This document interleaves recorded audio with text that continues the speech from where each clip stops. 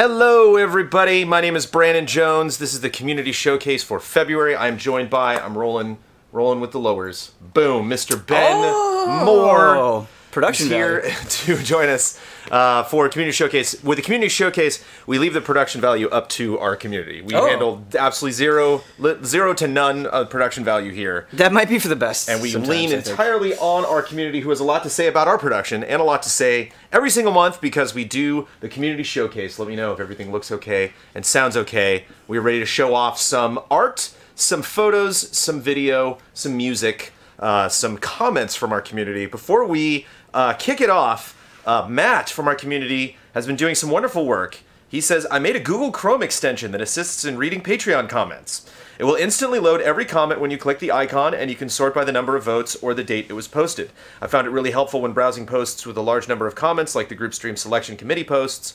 Hopefully others may find this useful. There's a link below, or just search Patreon comments on the Chrome Web Store. Brandon. Yes. I need this. Well, the thing is, it's interesting. I need this so bad. Because there's a lot of work that we show off here on the showcase and the comments before. This is the first time someone is saying, I've made a thing you can download and install on your computer. So yeah. So obviously take that with a grain of salt. Obviously be concerned about anything you're downloading on your computer, but Matt seems genuine. And obviously that is an issue that we do face on Patreon. We are on Twitch right now. How this works, we have a $10 and above tier on patreon.com/easyallies. People that are at that or above can submit once a month to a submissions post that is placed at the end of the month. We say what lovely ally we're sitting down with. This is the first time Ben has been on the showcase since we've been doing it. I believe this is the 5th showcase we have done. And so there's lots of comments to be read. We're going to try something a little different this time, because I had the thought that maybe the ally that comes by and sits on the couch and listens to us doesn't necessarily want to hear me talk the entire time. So I'm going to throw this to Ben for a couple of choice comments. Okay. If we move on to something that I think, if I'm getting tired and I want a sip of water, but there were specifically some that I thought you would enjoy kicking off. I just want to jump in really quick and go back to the comment thing that the guy made, because I sort through all of the community, or the Q&A comments, and without fail, every month, there's somebody who gets in there right away and they make a comment, and Patreon just eats it. Yep. Like, we don't delete it, we don't go through it, and I always feel so bad because they're paying to have their question in, they get in there right away and they ask it, and that's just not right. And so if we can find something that makes it so that doesn't happen, that would make me extremely happy. So that is one step in the right direction. We've had people, Alexander Zarianov is coming up from the second comment this month, and he has been very vocal and active.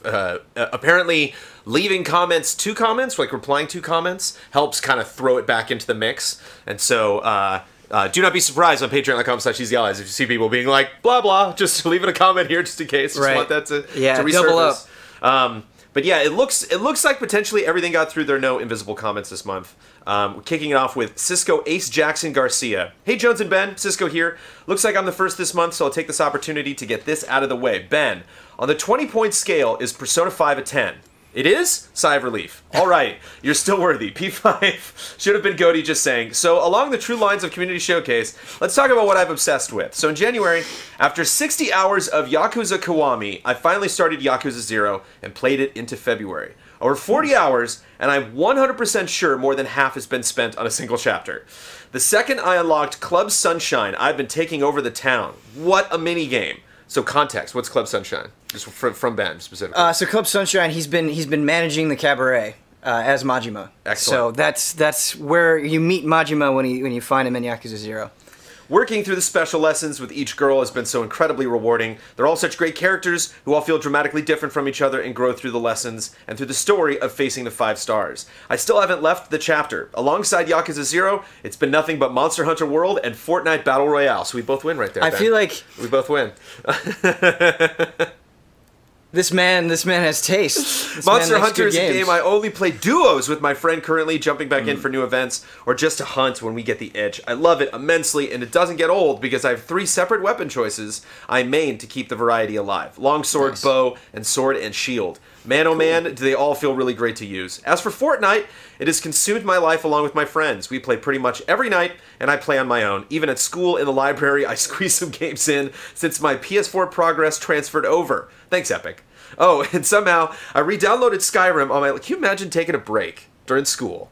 Going over to a school facility and playing a video game while you were in school. Can you imagine that? and picking up the progress of where you left off. I can't imagine like in high school, be like, oh, I'm going to just give 10 minutes of Final Fantasy VI. I'm just going to jump in. Quick story. And this computer at school is going to hook up to my Super Nintendo. Progress. Or on my phone. I was kind of a bad student in high school. I love digging deeper into this. Yeah, I was kind of a bad student in high school, and all my friends were bad students as well, and we were taking this computer programming class in high school that they offered, and it was junior or senior year, I think, and we didn't like the teacher at all, but we had access to computers, so we all installed like SNES emulators and Doom, and we would just play in the middle of class, like the teacher would be lecturing us, and we would clearly not be paying attention.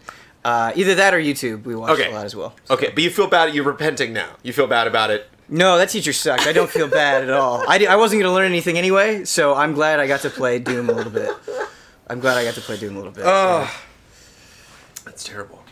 There are some teachers that I do feel bad about, but not that one. I will share one thing that is kind of interactive. It's not game related. I did play some games on my TI-82 back in the day, my graphic calculator. Yep, same. Drug Wars is a favorite on that. But didn't play Drug Wars. So you buy in some areas and sell in other areas. Nice. Tell me, Brandon. Yes. Tell me about the Drug Wars. But I took a typing class one time, and I found it. I just hit delete because you couldn't delete because it was a typing software. It's like it disabled that. So like if you screw up, that's part of the type. You need to get good at typing. And I just hit delete just on instinct, and it worked. And like my friend next to me, I was like, "Wait, hit delete on your computer," and they were like, "No, it doesn't work." And I was like, "Well," and didn't tell the teacher, didn't tell anybody. I got good grades in that class, but I am a good typer as well. Excited to get into Divinity: Original Sin 2, as if you couldn't love Cisco anymore. To watch Easy in the month of March, so look forward to report on that next month. Love you all. Can't wait to watch Easy Allies in concert, Revengeance, and the next Hall of Greats. Love and respect, Cisco, aka Ace. Edit 46.5 hours into 0, beat the 5 stars, and unlock that sweet Mag Dog of Shimano form. Still pumped up on adrenaline. Nice. Good way to lead us off. Yes. Hitting all the greatest hits in that one. I like it. Well, they know who's going to be in before they leave the comments. So yeah, I wonder if he's like, I know what they're going to want to talk about. Alexander Zirianov. Since I've cleared my backlog, I've decided to make an experiment. I'll play 2 highly praised games that I'm sure I will not like. Today I'll explain what bothers me in each of these games, then I'll play them with an open mind, and share my impressions in next month's post. Okay, so this month is we're trashing on it. And these are, okay, so I hope your spirits were up. We're talking about some, Divinity's coming up, Yakuza's a great game, Fortnite's fun, Monster Hunter World. Okay, Alexander does not like Breath of the Wild or Super Mario Odyssey, buckle up. That's alright. The first game is Legend of Zelda Breath of the Wild. I never touched any Zelda game, so I'm judging this game on its own. Firstly, I don't like how this game looks. When monsters disappear in a cloud of smoke, and when the 8-bit style sounds play for each item pickup, it just screams to me, you are playing a video game. It's perfect for a game like Sunset Overdrive, but when I play an RPG, I want to be immersed in its world. Secondly, I thought it was interesting, remember Ian really doesn't like the beeps in Mario Builders, in Dragon Quest Builders, because you're going through the menu a lot, boop, boop, boop, boop, you're like going through and picking stuff.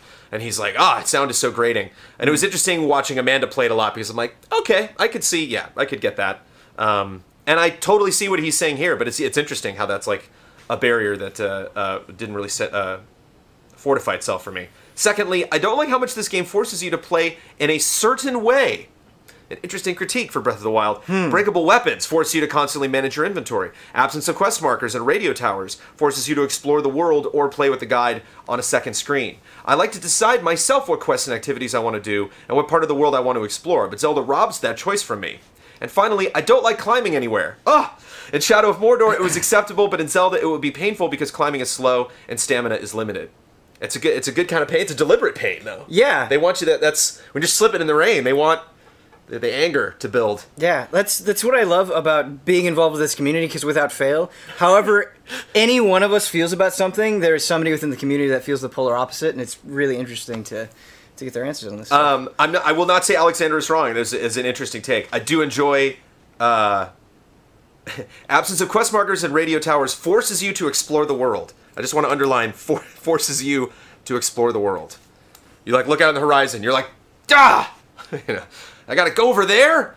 The second game is Super Mario Odyssey. My history with Mario is pretty limited. So yeah, also extremely sympathetic with these these hot takes because not a lot of experience. Sure. I think I finished Super Mario Brothers, and I played, which is admirable. I didn't finish that until the GT days, and I played an hour of Super Mario 3D Land. I have no memories of the first and didn't like the second one, so I had zero interest in a new Mario game. Oh, 3D Land is great. I know. When I saw Odyssey's trailers, I thought, this looks different. It could be fun. But then I saw gameplay, and it was just more of the same. My issues with Mario are pretty much the same as Zelda. Forced exploration, gathering a certain amount of stars is fine for achievements and leaderboards, but when you force to play the game level again and again just to progress to the next stage, it quickly becomes boring. And since you've heard a game's story countless times, there's no real reason to go forward. Here are my issues with Mario and Zelda. Now it's time to play. Man. So we can't... Yeah, it's tough to comment on the... You know, it's like that's a good comment to read, and I want to share that with the community, but it's like, it's tough to be like, yeah, but, because it hasn't played it. And he's coming from that position where he's like, I'm just on the outside. As someone who... This was the first Zelda game and the first Mario game that I played in a long time. I get it, you know? I never finished Twilight Princess, and...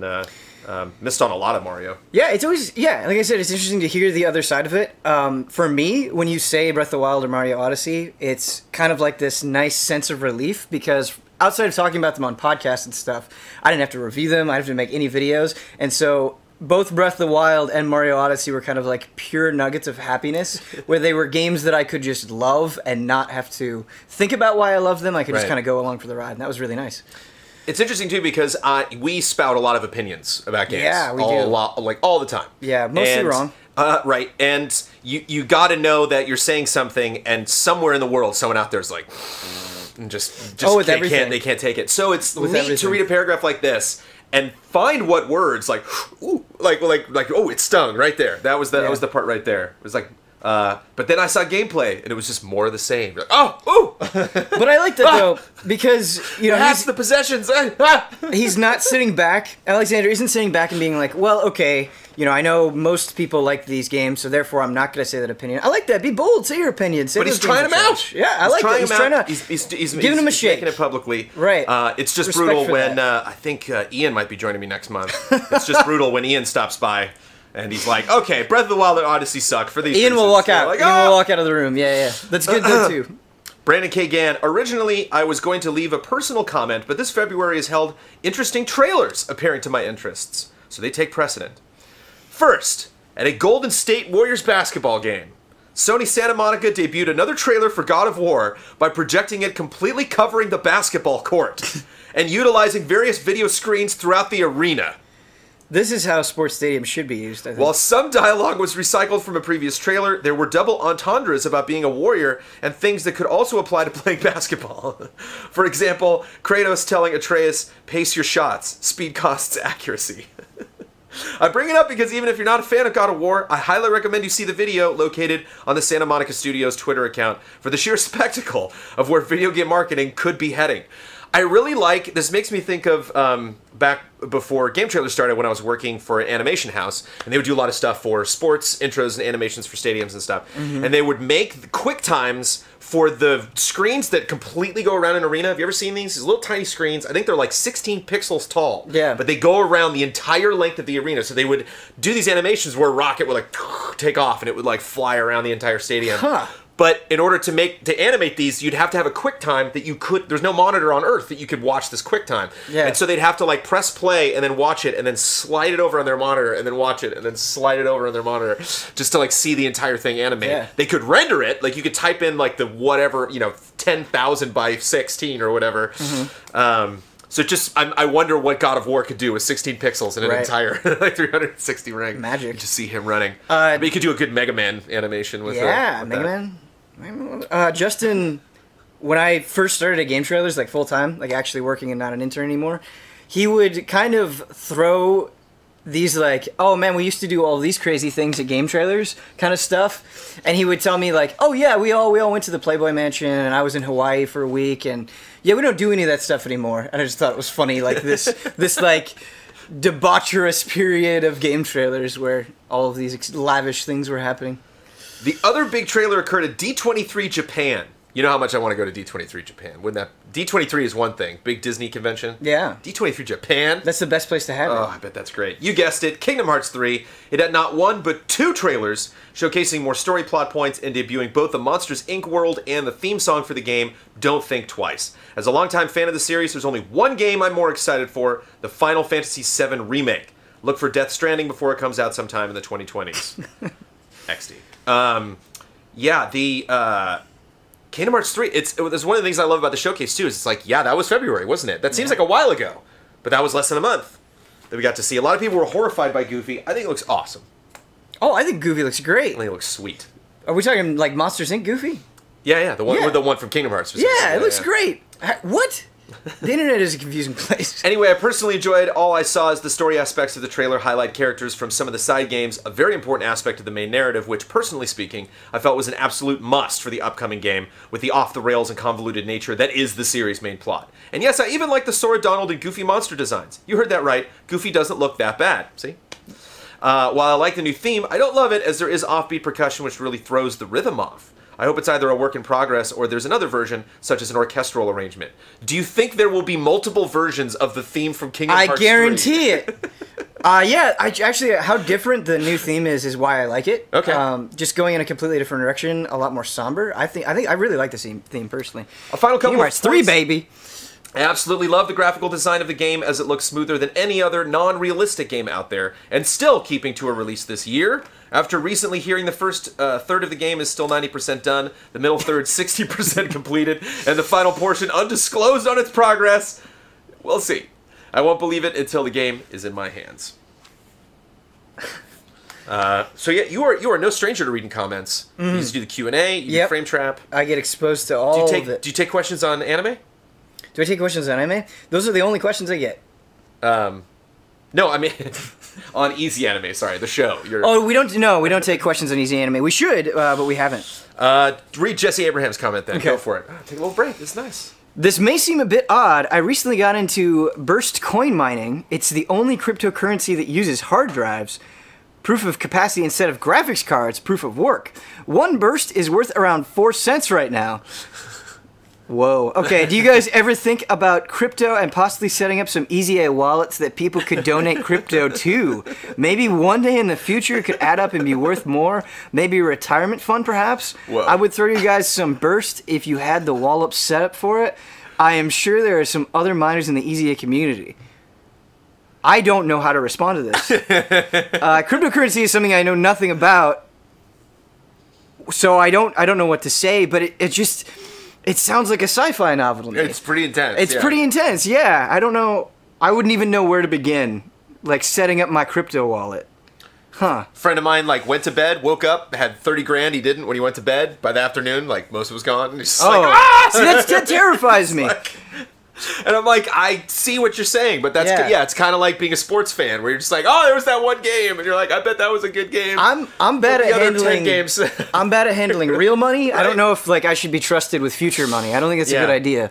It's always scary when you talk about prospects of like money. I mean, even like the anniversary, I feel bad, in a way, spending money on, because a lot of people are going to watch the stream, but like a lot of people can't be there, and it is a lot of effort towards one thing, and so it's always nervous if we don't say something and then we're like, oh, we're gonna do something that wasn't necessarily on the menu. But I mean, it obviously is a smart idea. Like, there's we should have wallets everywhere. We said set up a wallet I can put money into. Why on earth would we be the morons that we are and not do that? Yeah, I just don't think we have anybody able or willing to take on the initiative. But I don't know. Maybe something to look into. I do have to say, though, I woke up this morning and I was really excited. I checked my email, and NVIDIA was notifying me, and they're like, hey, the 1080 Ti is in stock. And it's like, yes, I've wanted this for so long. It's just been out of stock or at ridiculous prices, and it was already sold out. And so, if cryptocurrency is responsible for this, it is. I'm mostly, very angry. Yeah, it was already sold out. And you're robbed in your sleep. Yeah. Caesar Villa, some hot Final Fantasy takes coming up. Ooh. Hello, allies. February was a slow month. I'm so sorry. It's story time. Do you know what you were doing December 31st, 2007, just as midnight stroke? No. I don't remember either. I do. I was beating Final Fantasy IV. Spoilers incoming. Everybody who has not played Final Fantasy IV, look out. After watching the GT retrospective on the franchise, I decided it was time to give it a serious try. While I decided to buy a DS so I could play 1, 2, 3, 5, 4, 6... Oh, wait. For 4... Oh. 1, 2, 3, and 5. For 4 and 6, I tracked down a couple of SNES cartridges so I could have the original experience. Beautiful. I remember you, Ben and Brandon, and Damiani did a Just Played on Final Fantasy IV in the GT days. Yeah. You mentioned how awesome the main theme is and how cool the story unfolds, but you failed to mention the moment that stuck with me the most. What moment stuck with you the most in Final Fantasy IV? There were a lot of moments. Going to the moon was pretty rad, but I think Cecil becoming a paladin is the moment. Like, when I think of Final Fantasy IV, that's the moment I think of, so...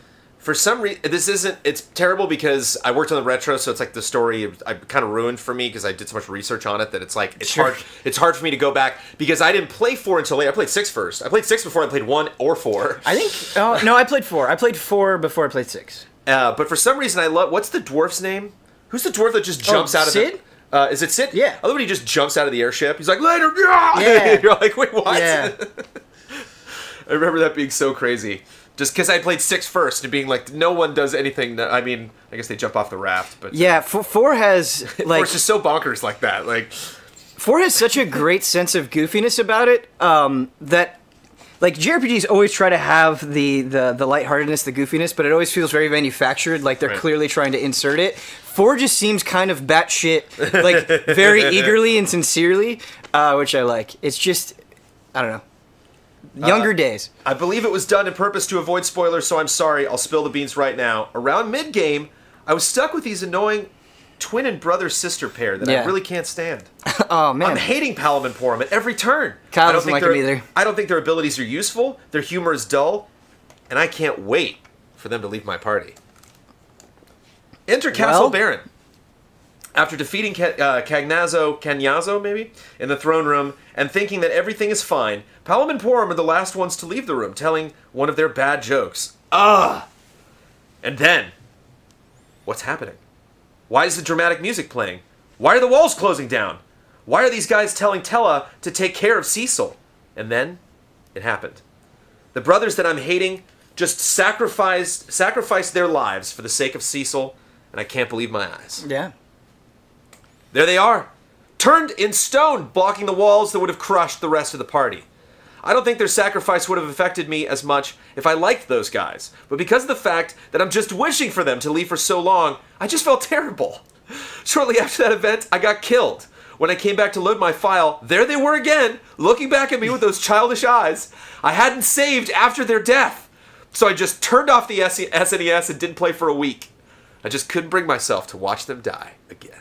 That's a good story. I don't think I've ever had that experience though, where a character I didn't like died. Got taken out, yeah. Yeah, it's always the ones it's always the ones that I love the most that get killed. But maybe in like film or television, you know, just somebody that you were like, oh, I'm sure in film and television. Person. I'm sure. Can't think of an example. I'm sure. Yeah, I'm sure. Can't think of anything. So, we're changing it up this showcase. So if you have watched the first 4 episodes of the Easy Allies Community Showcase since we began it this year, you will be well informed of the epic of Randy Verschuren, as I am calling it. The now 5-part story that he's going through. I've thrown each part individually at the allies that have been on the Community Showcase without any context. But Ben, you like the lore, you know. You like to be caught up. I enjoy lore. If someone's going to talk about episode 42 of an anime, you're just gonna barrel through those 41 episodes. I will try. I wish I was better at binge watching. Actually, like I was reading, like somebody was like, "Yeah, I got through all of Naruto in like 2 days." I'm like, what? You're insane. Like, there's some people who can just ignore everything and do it, and after like 3 to 5, I'm like, okay, I need to take a little bit of a break, and so I wish I was better at binge watching. But you binge read the saga of Randy Verschuren. Yeah, I did.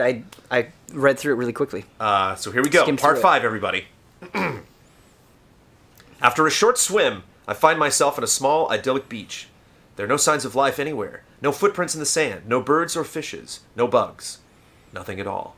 What was that cloud that saved me? Where did it come from? Even better, who was that woman that threw me into this mess, and why? Where am I? My phone! If I'm dressed, I should have my phone. I start tapping my pants and pockets, frantically looking for my phone, but nothing. I don't have my phone. Suddenly, I feel more despair than before. I've been there, you know what I mean? When you want your phone, and it's not there.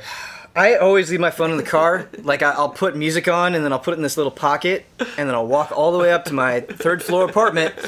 An hour will go by. I'll want to check my phone for something, realize it's in the car. This has happened countless times. This is where Ben is emotionally at this moment. Yeah, that's right. Yeah. What the hell is happening? That's right. I guess I won't get any answers by just standing here. Before I venture forth, I looked up into the sky one more time to where I started falling. I can still see some of the ring-shaped clouds that formed when I fell through the sky. That was a good read. Part 5. That was a good read. Thank you. Yeah. I would like a good read on Mr. Rob Barker's comments. We should make you VO our stuff. Yeah, well, I think you would do. It's something I've been aspiring to do for a long time, Yeah? but it's just you have to just behind the scenes. It's a vote from all allies. All 8 other allies need to vote on whether I'm allowed to do VO officially for Easy Allies. And Kyle has been a hang up for years. Yeah, that makes sense. It's always the case with him. I thought the booth would change things, but it doesn't. We should take you on a trial run though. Right. Maybe don't do the big reviews. We'll start you with like the anime games. The pods. We'll call them review pods. Review pods. Yeah, and we'll work your way up from there. Yeah, Excellent. Totally. All right. So part 5. No. Just this one. Okay. My bad. I thought you were reading part 4. I mean, you can do your take on part 5. I would love to hear it. Sure. No. You crushed it. Trial passed. All right, Rob Barker says, Ben, because of you, I heard of Courtney Barnett, who has a new song out that is absolutely amazing, by the way. Excellent. I think everybody should go check it out. And played Persona 5. For this, I am eternally grateful. Awesome, man. That is really all I want to do. Like, Greg Kasavin is the person who made me want to write about games. And Nice. He just got me into so many things. I trusted what he was into because we had the same taste, and he introduced me to so many things, and I could just trust his opinion so much that anytime anybody says, hey, you got me into this, I'm like, Right. yeah, feels real good. That's what I want. What's that guy doing now? Did he ever make anything of himself? Did he ever? Oh, man. Super I haven't heard Giant from Games. that guy in forever, man. What's he doing? Yeah, I feel terrible. I haven't played Pyre yet, really, at all. I mean, does that man have respect or what? You know what I'm saying? Like, does that man have... Talk about credibility. You know, Yeah. you talk about, like somebody who's like, I have an opinion about anything concerning games. And you're like, what? Right. What do you know? What have you What done sort of in your life? experience do you have, Greg? Oh, okay. Yeah. XWF Outlaw. Good afternoon, Jones and Ben. This will be my first post in Community Showcase, so I hope my words will find some brief entertainment for yourselves in chat watching at home. The past month has been a rotating door of 3 different games that have been keeping myself busy this cold February. The first is Yakuza 0. Since both Ben and Huber hipped me to this franchise, I decided to give it a spin, and boy am I hooked! I tell you, I've been doing the comments for a long time, Showcase for a little less. There are a lot of Yakuza comments. There's never been a Yakuza comment where it's like, you guys recommended Yakuza, I tried it, I don't like it.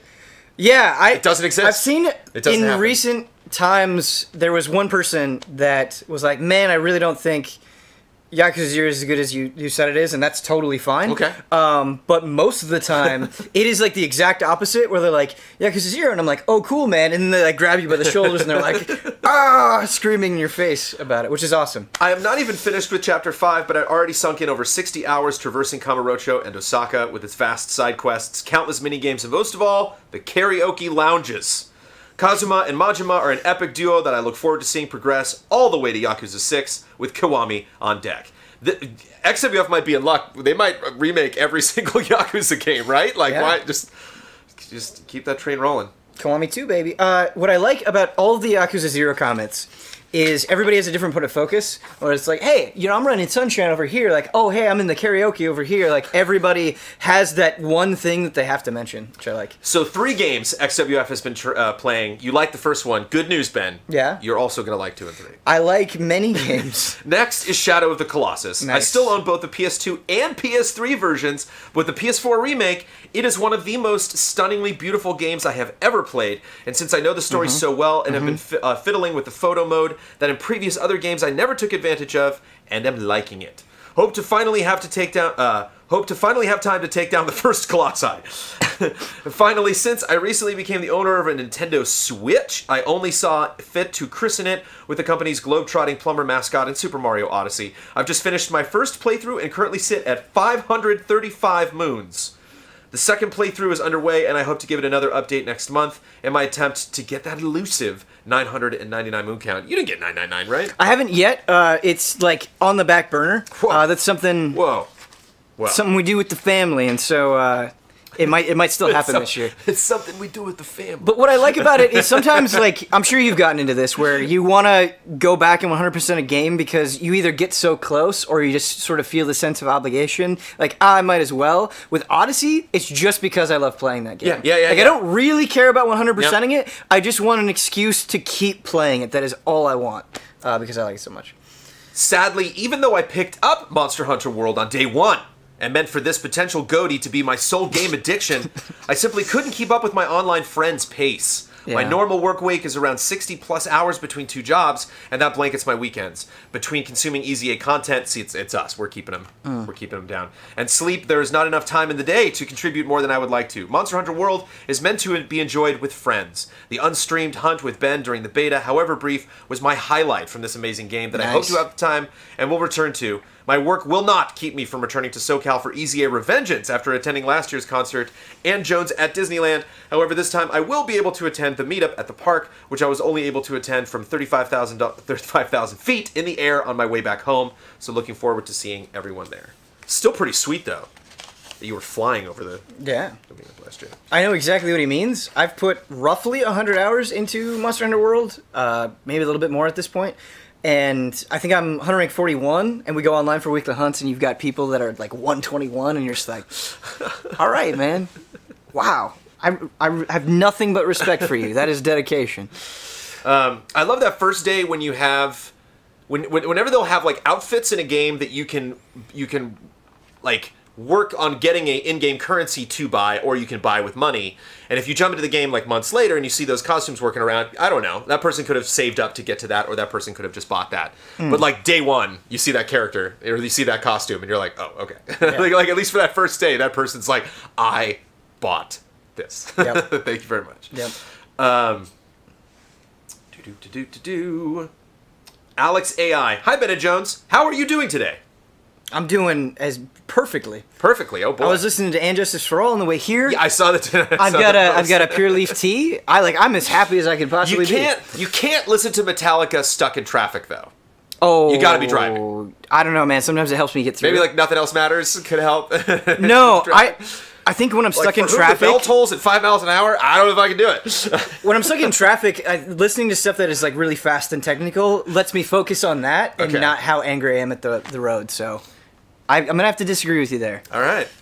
Hi, Bennett Jones. How are you doing today? Hopefully fine. Between the release of Bayonetta on Switch and Civilization 6 Rise and Fall, first expansion-sized DLC for Civ 6, a lot of things happened this February in the gaming world. However, nothing brought me as much joy as a certain purchase I was finally able to make. I'm talking about a soundtrack for a 3DS game. In general, I believe the 3DS has some very memorable and awesome soundtrack score collections like Shin Megami Tensei 4, Etrian Odyssey 4, and many more. The one I'm writing about has eluded me for a long time. At first, it was too expensive for me, and later I could not find it anywhere. Now, ladies and gentlemen, insert drum roll, I finally gained a copy of the Professor Layton vs. Phoenix Wright soundtrack collection. Nice. Very well done. It is fittingly titled Magical Mystery Music. It is quite magical indeed. It is a 3-disc set, 2 are used for the game score, and 1 is the movie soundtrack, with all the arranged goodness from the cutscenes of the game. Yes. It has new orchestra versions of well-known Layton and Phoenix Wright themes, like Pressing Pursuit, Cornered, from the original Ace Attorney, and a lot of new things adding up to a total of 93 songs and themes. Some people might be wondering by now what the connection between attorneys, archaeology professors, and magic might be. Well, I won't spoil much, but this game takes place in a medieval setting amongst knights and witches. Yeah. So please check it out, as we need more love for this game. With the new Phoenix Wright already announced for the Switch. Yes, I missed that. A Switch Phoenix Wright? I didn't hear about a Switch Phoenix Wright. Phoenix Wright and Layton are like the games that I'm waiting for. Because like Switch? Pokemon, they're like, yeah, we know it's happening, but like we don't know anything. Yeah. And like, and Pokemon's so big that it seems just like a natural fit for the Switch. I'd be very surprised if Pokemon wasn't coming to Switch in some form. I mean, Pokken, I guess, it already counts. But Layton and Wright, I thought would be significant on the Switch because those were there's just DS darlings. Like, like the dual screens were how you played those games. Yeah. And so if it's like, okay, we're coming to Switch, this is not just gonna be like a port. We're like, yeah, we'll just put the 2 screens there. Oh yeah, you play it sideways. But like, no, we got to make a new game. We got to make a new Layton game. We got to make a new Phoenix Wright game for the Switch. Yeah, I thought would kind of show me like the true test of one of the true tests of the Switch. That like, can we really get these series that have only existed on DS or 3DS and actually get them now that clamshelled console is technically the Switch now. Yeah, I'm so glad he brought up Professor Layton, the Phoenix Wright versus Professor Layton game, because that was a game that I felt like was criminally, like, embarrassingly not paid attention to. And it's so delightful, it's so charming. They mash those two up together so well, and they tell a really great story with those two characters. Like, that was... Go watch the Game Trailers review. That was a very fun game to review. Loved it, yeah. Who's this person? Phoenix Wright now, Alex AI. Thank you, Alex. Announced for the Switch. I hope the Layton series will also re-emerge on that system, and who knows, maybe someday we'll even get a sequel. Special thanks to Ben Moore for streaming Suikoden at a convenient time for German fans like me. Love and respect, Yeah. Alex AI, and Kane_Alex on Twitch. We didn't stream Suikoden this week. And they say absence makes the hearts grow fonder, and like I miss it. Yeah, like, that game is way quirkier than I realized it could be. Still like, playing the first one? Yeah, still playing the first one. Excited to go back to the bath. What you playing that on? So it's on PSN. So I'm just playing on PS3. Ooh, nice. Yeah, nice and convenient. Cordfan 2007. I have a very busy month since my last submission. On my PS4, I finished 6 games in full. 1 month. Firstly, I got the Platinum in Fallout 4, and then Bioshock 2. Most of those I'd already progressed through a lot of, so it was just finishing them off. Then I started and finished Bioshock Infinite Platinum, including the DLC, in less than 3 days of play. Wow. From that, I moved on to finish Shadow Complex Remastered, and then Day of the Tentacle Platinums. Nice. Lots of really great games. Yeah, an eclectic set there. I like it. Finally, I put in the work to get the Platinum on Yakuza Kiwami. There we go. We finally made it. It all comes back to Yakuza in the community comments. Yep. Kiwami was no zero in terms of GOTY contender, but still a fun game. Yeah. I've also worked my way through more of Mario Odyssey. I've just defeated Bowser and got around 260 moons. Still a lot to go. Still a lot more to go there. With my stack of PS4 games out of the way, I got Breath of the Wild. Hoping to have a lot of time to relax with that this month. Finally, as always, I'm still dipping in and out of Overwatch and having a lot of fun with it. Got to Plat last season, although stopped doing competitive when I reached it due to everything else I was playing. So not sure I deserve the rank yet, or just got good games to get there. We'll keep going at it. Much love to the allies in chat for being awesome. I gotta check out the new character. Yes. Haven't done it yet. Yes. Oh. How long has it been since you played a match of Overwatch? Just out of curiosity. It's been probably 2 months. It's been way too long. I've not been able to keep up with it. And it's sad because last year, like at the tail end of the year, I was really getting into it. But then Monster Hunter World happened. I really enjoyed the next comment. I'm going to have you read it because it is a series review. Okay. And so I love when someone plays through a bunch of games and gives I love that too. A real quick review, quick update on the franchise. I've made it a goal to collect every JRPG released on the PlayStation and PS2. That's a noble and difficult goal, as that's my favorite era for the genre. Yes. We're just going to say that's correct. Now I'm starting to play through the games I've been hoarding. First up was the Wild Arms series. Nice! This is really interesting to me because I have no familiarity with Wild Arms. Over the last month, I've played through Wild Arms 1 through 5. Here are 1-sentence reviews for each game that I hope will convince people to check out some of the coolest JRPGs that were seemingly ignored in their day. This is awesome. 1-sentence reviews. Alright, Wild Arms 1.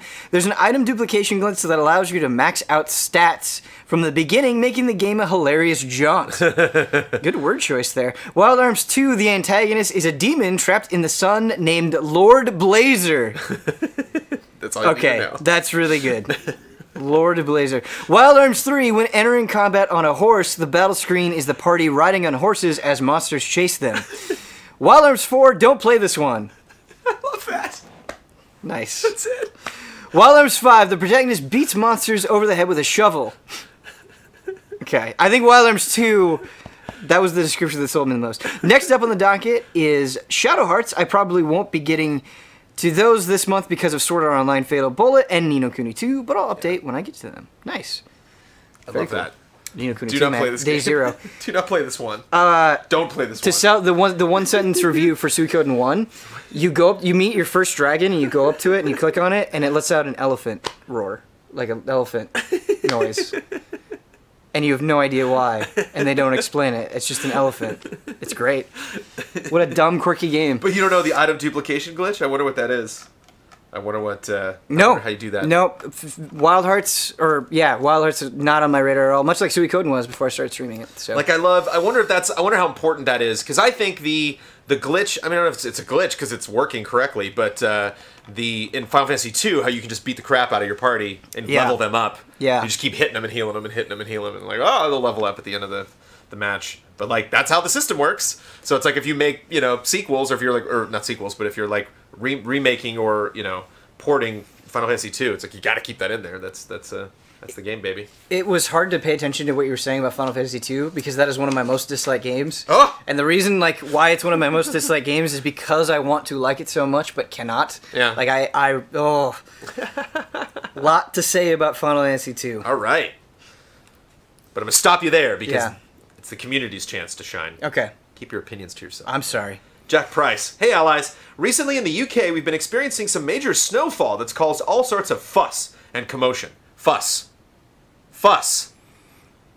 Snow. Especially here Snow in Wales. fuss. Excellent. As a result, I've had a lot of free time on my hands due to not being able to get to work. Oh, wouldn't that be great? And this time, I've managed to start... it would have to snow real hard for me not to get to work.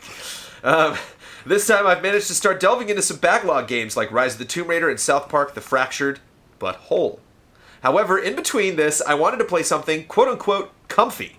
By that, I mean a game that doesn't require a lot of mental investment and just lets you chill out.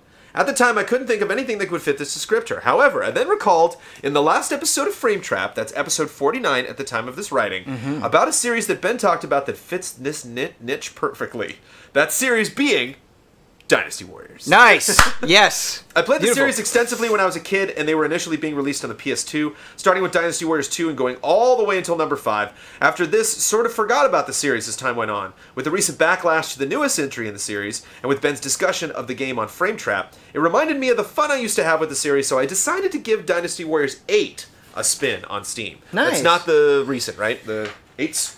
That's not even the game before the recent. Is 9 the latest one, or is 9 is the latest one? Oh, okay. And then 8's 8, but then I don't know. He's probably, if he's playing on Steam, he's playing Extreme Legends Complete. Ah. Yeah. After some initial technical difficulties, mainly due to the shockingly low-effort port job given to the game on PC, Yeah. I soon found myself totally sucked in. I can accept all of the critiques that are often leveled against the Warrior series. Simplistic combat, cheesy dialogue, and the repetitive nature of gameplay, as they're all objectively true to varying degrees. With that said, however, there's just something about the core gameplay that is incredibly satisfying. Mowing down hundreds of dudes in an over-the-top flashy manner, with cheese-tastic J-Rock shredding in the background, is just something that fills my heart with joy. Yeah. I've managed to sink over 20 hours into the game, and I don't plan to stop anytime soon. I'd be curious on what the Allies' comfy games are, but as for me, I'll be diving back into my jolly hack-and-slash interpretation of ancient Chinese history. Love and respect, Jack Price. Fortnite, for sure. I streamed Save the World, and people who play Battle Royale were watching the Save the World mode and were like, what the hell is this? And it's like, this is my jam. This is me just riding on a hoverboard, jumping around, easy objectives, blowing up zombies. Great. A little bit of progression, then I move on. Nice. Yeah, I started playing Dynasty Warriors 8 on PC because I was so mad about Dynasty Warriors 9, and I agree there were a lot of annoying things about that port, and so I got it on PS4, and actually I had it on Vita, and you can cross-save between the two. Nice. And so I've had a couple of nights where I've just played like a mission of Dynasty Warriors 8 in bed, and That's awesome. that has been super comfy. So that's a comfort thing. And Donkey Kong has recently been like a comfort thing for me. Played Tropical Freeze not that long ago, and played through Donkey Kong 1, and just old school, like somewhat difficult platformers, I can get into a rhythm to, and I find that rhythm really comforting. So I like that a lot. I played Tropical Freeze. I've obviously played it, at GT and Easy Allies for functions we've done, several times. But played it through myself, didn't finish it. When that comes out on Switch, that might be the time. I'll just finally do it. I don't replay games too often, but Tropical Freeze is definitely one I could see myself replaying. Alex Castellanos. Hi, Brandon. And hello, Ben. Brandon, last month I mentioned to you I started playing Batman the Enemy Within, but had only gotten through the first episode at that time. Final episode, March 27th, I believe. Brandon, are those good? It's interesting. Let me finish it up, and I'll let you know how it ends.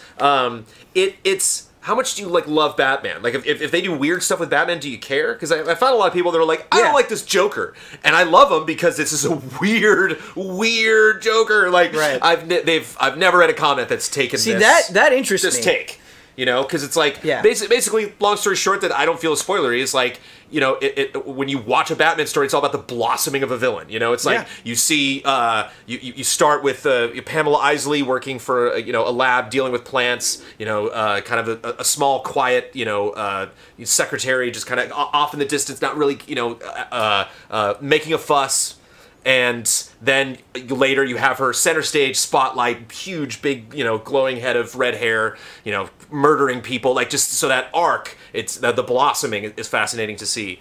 The blossoming of this Joker is taking forever. Like, they are deliberately holding him back. So it's weird to see, like, full-on Mr. Freeze, full-on Bane, full-on, other characters, and he's still just kind of figuring himself out. Sure. And it's been fascinating to watch. But supposedly 2 endings to the finale of this season. There are 2 different endings that you can get, 2 different fates for this Joker. But it's been fun going through those first couple episodes, and they're like, "What? It's just a guy. It's no big deal." And you're like, "Clearly, this character is going to be the big finale."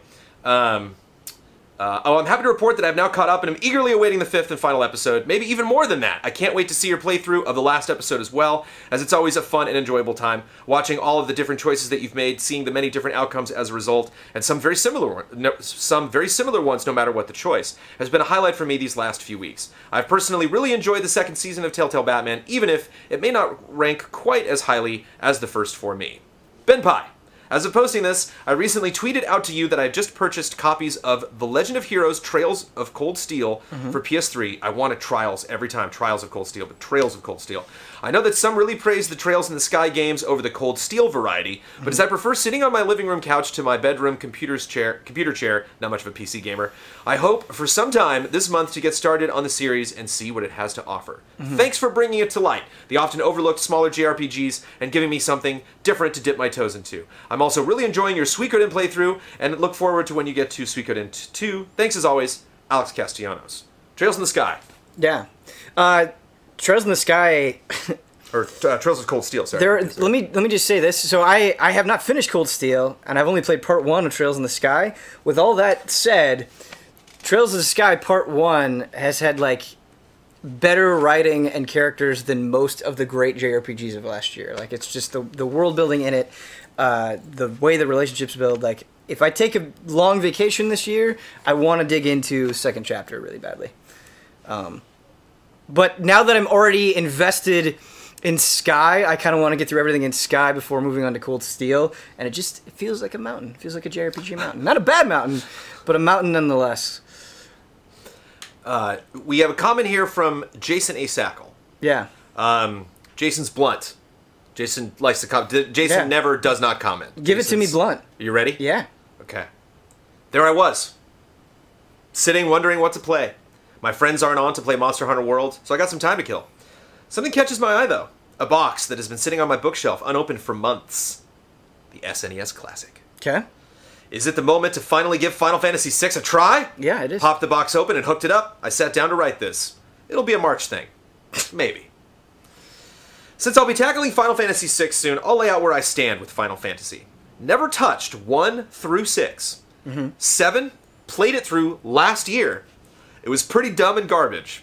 There was a quote-unquote pivotal scene that my reaction to was good.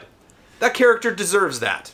I'm going to go ahead on my own, even though we've been chased by monsters and a psychopath up to this point with no real experience in combat before the current events unfold. Sure, this is what you get and deserve. Sid was awesome, though. 8. Early on, I knew I was not going to have the patience to put up with those characters. 9. Yeah.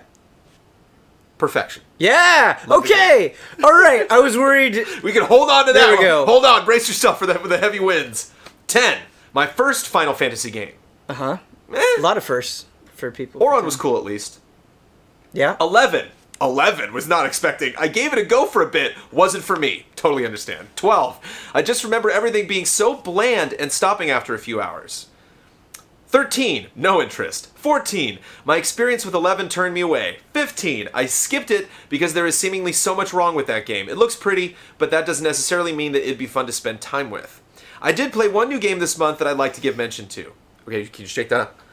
Oh yeah, I just even dipping my toe into the PC version of 15, which like running at 60 frames. Yeah, I was having a good time being back in that world. Is there a first-person camera that's a mod, or is that in the PC version? Or is that like new to the Royale? I saw somebody tweeting Out of all the things you could tell me about Royal, I'm surprised that you're somebody made a tweet the other day of a GIF of playing and fighting in first person, and they're like, "It's fun, combat's interesting," because if you're like flying up to something. Yeah, I wouldn't want to warp strike in first person. No. I did play one new game this month that I'd like to give mention to. So a game that Easy Allies has not experienced a lot, which is unfortunate. Moss. Moss is such an endearing game that was an absolute delight to play. The VR aspect of it was top-notch as well. It is really neat to have an area displayed in front of you where you can stand up and just look around to find secrets. Having a fixed camera for each area really encouraged it, and I was in constant awe. My eyes would be telling my brain to look through a corridor. I should duck my head down a bit not to hit the cornice. Simply fantastic. If you have a PSVR, you would be doing yourself a disservice by not playing it. Worth every penny. Yep. Wow, that's actually not a sassy comment there from Jason Isaac. It was legitimate love. I like that. Yeah, 4 hours.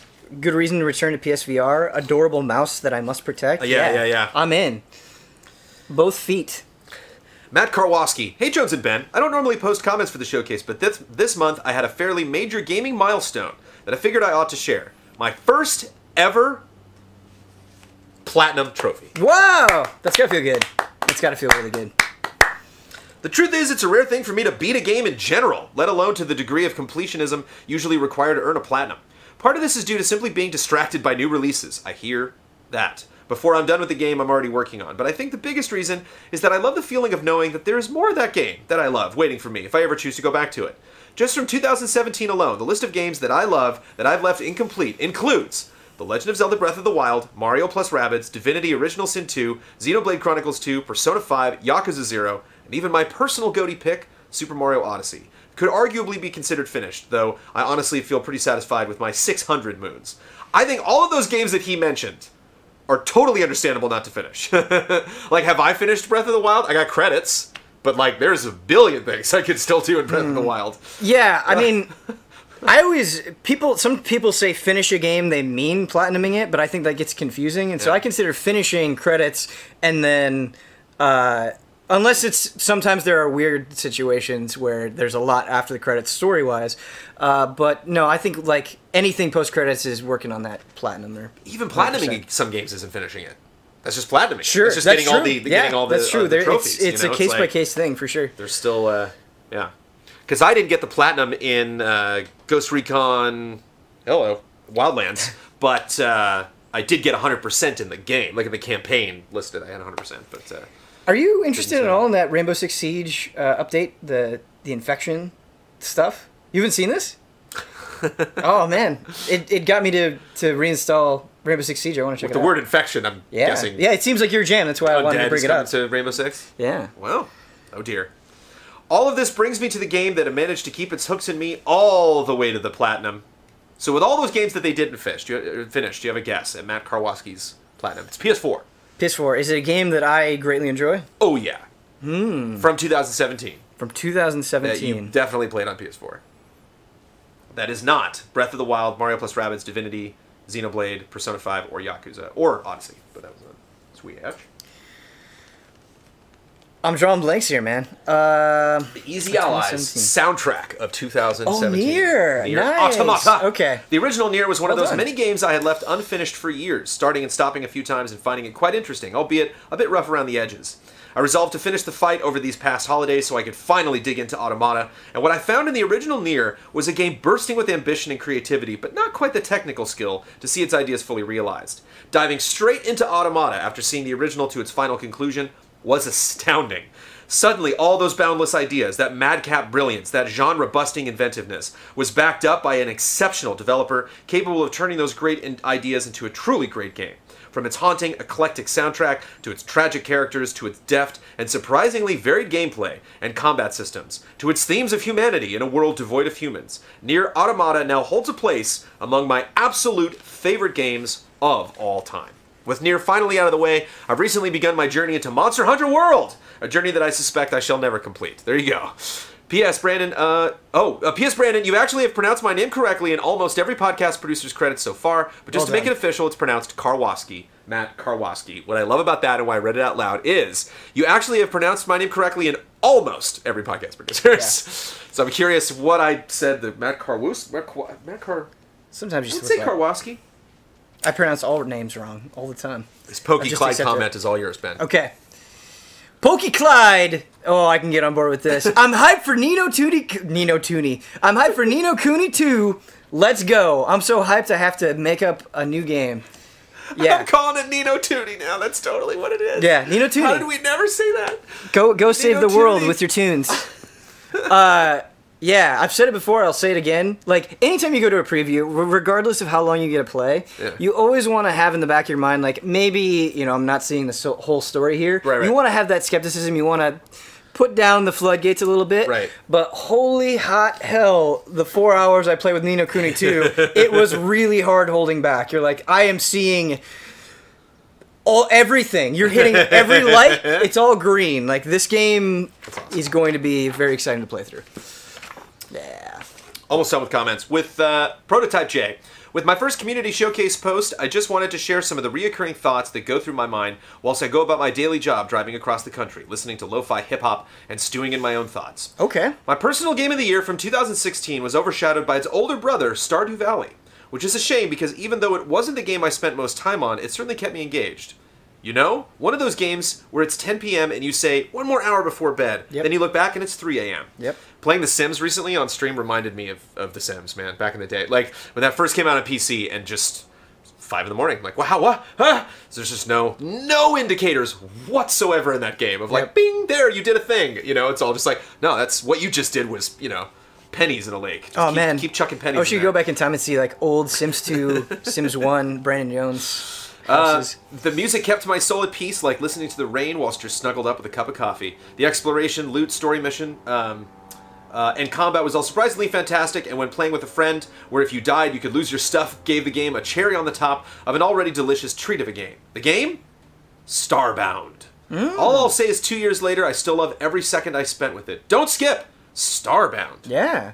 Cool. That was one that Matt was really into at GT, and he would talk about a lot, and I was always very curious about it, but it was weird. Starbound was one of those games that kind of felt like it came in and went, where it was really huge and then people stopped talking about it, but yeah, I was always very curious about it and check it out. Cool. Onimusha is my favorite Capcom series, and it breaks my heart that nothing has been done with it for over 10 years. We have some good comments. I'm hoping Ghosts of Tsushima is really successful, so successful in fact, that it'll put a boot up Capcom's ass to do something with Onimusha. I played both Warlords and 2 last month. I've thought about going back. Yeah, you should. I've gone back. I just recently finished Onimusha 2 or 3. I played them, but I didn't. 2 is so cool. 2 is very cool. Yeah, 2 is very cool. You should do it, man. And that Devil May Cry HD collection. Yeah. Hint, hint. I thought maybe I was being blinded by nostalgia, but with my recent playthrough, proved me wrong. They hold up. Come on, Capcom. You ain't shy about re-releasing other series. Onimusha deserves a second chance. Finally, just a special thank you to Ben. As I said, my job is driving all over England, and Frame Trap is fantastic for my shifts. I used to be a cynical gamer until I took your advice on the podcasts you do, and if I didn't, I wouldn't have tried the incredible games I have had the pleasure of playing, like Persona and Yakuza. Your love and passion for games keeps me from going insane driving for 8 hours. Hope you enjoyed the Hatake compilations I made on Twitter as a sign of my appreciation. Those are the best. Hope one day, I hope you like those. Yes, yes, yes. Stay tuned, everybody. Yeah, those are the best. Hope one day I get the chance to shake your hand and do what we do best. Talk about video games. Yeah, man. Prototype J. Would be an honor. I believe you have 2 more pages, 3 more pages. 1 more page. Whoa. Oh my goodness, never mind. Lots more comments. We're not done with the comments yet.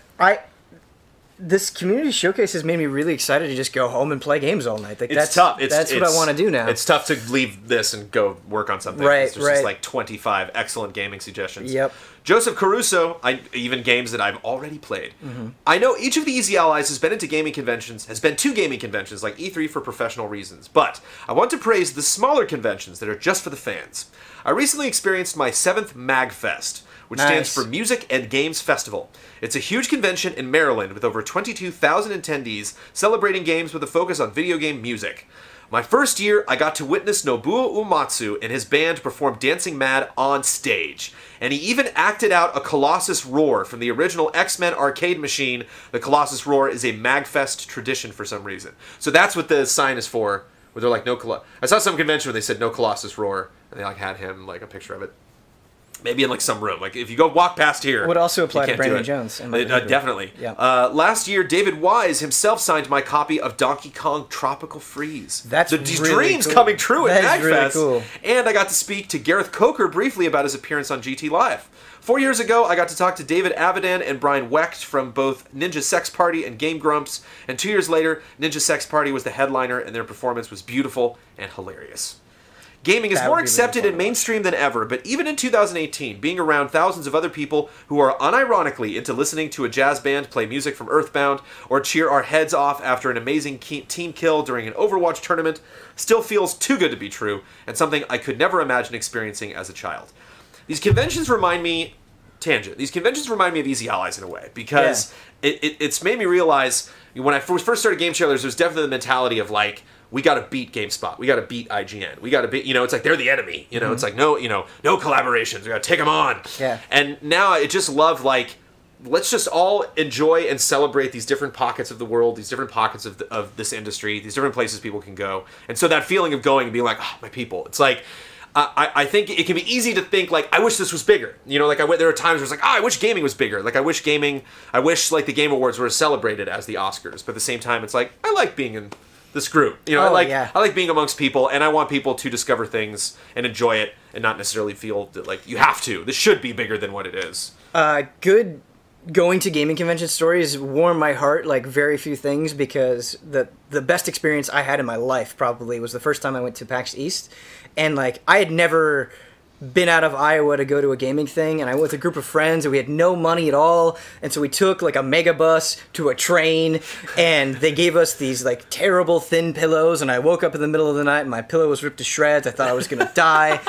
And we ate like terrible train food. You just werewolfed out in the middle of the night. I don't know. Well, there was a dog on the train, so I'm gonna blame it on the dog. I don't think it was me werewolfing out, but I don't know. But yeah, it was just like, it was a miserable experience where I couldn't have been happier the whole time. And I remember going onto that show floor the first time. I'd never been on a show floor before, and being like, they can do this? Like, you can make all my favorite things here, and they can look so big. It was one of the most inspiring, like, awe-inducing moments of my life. And so to see other people go through that is awesome.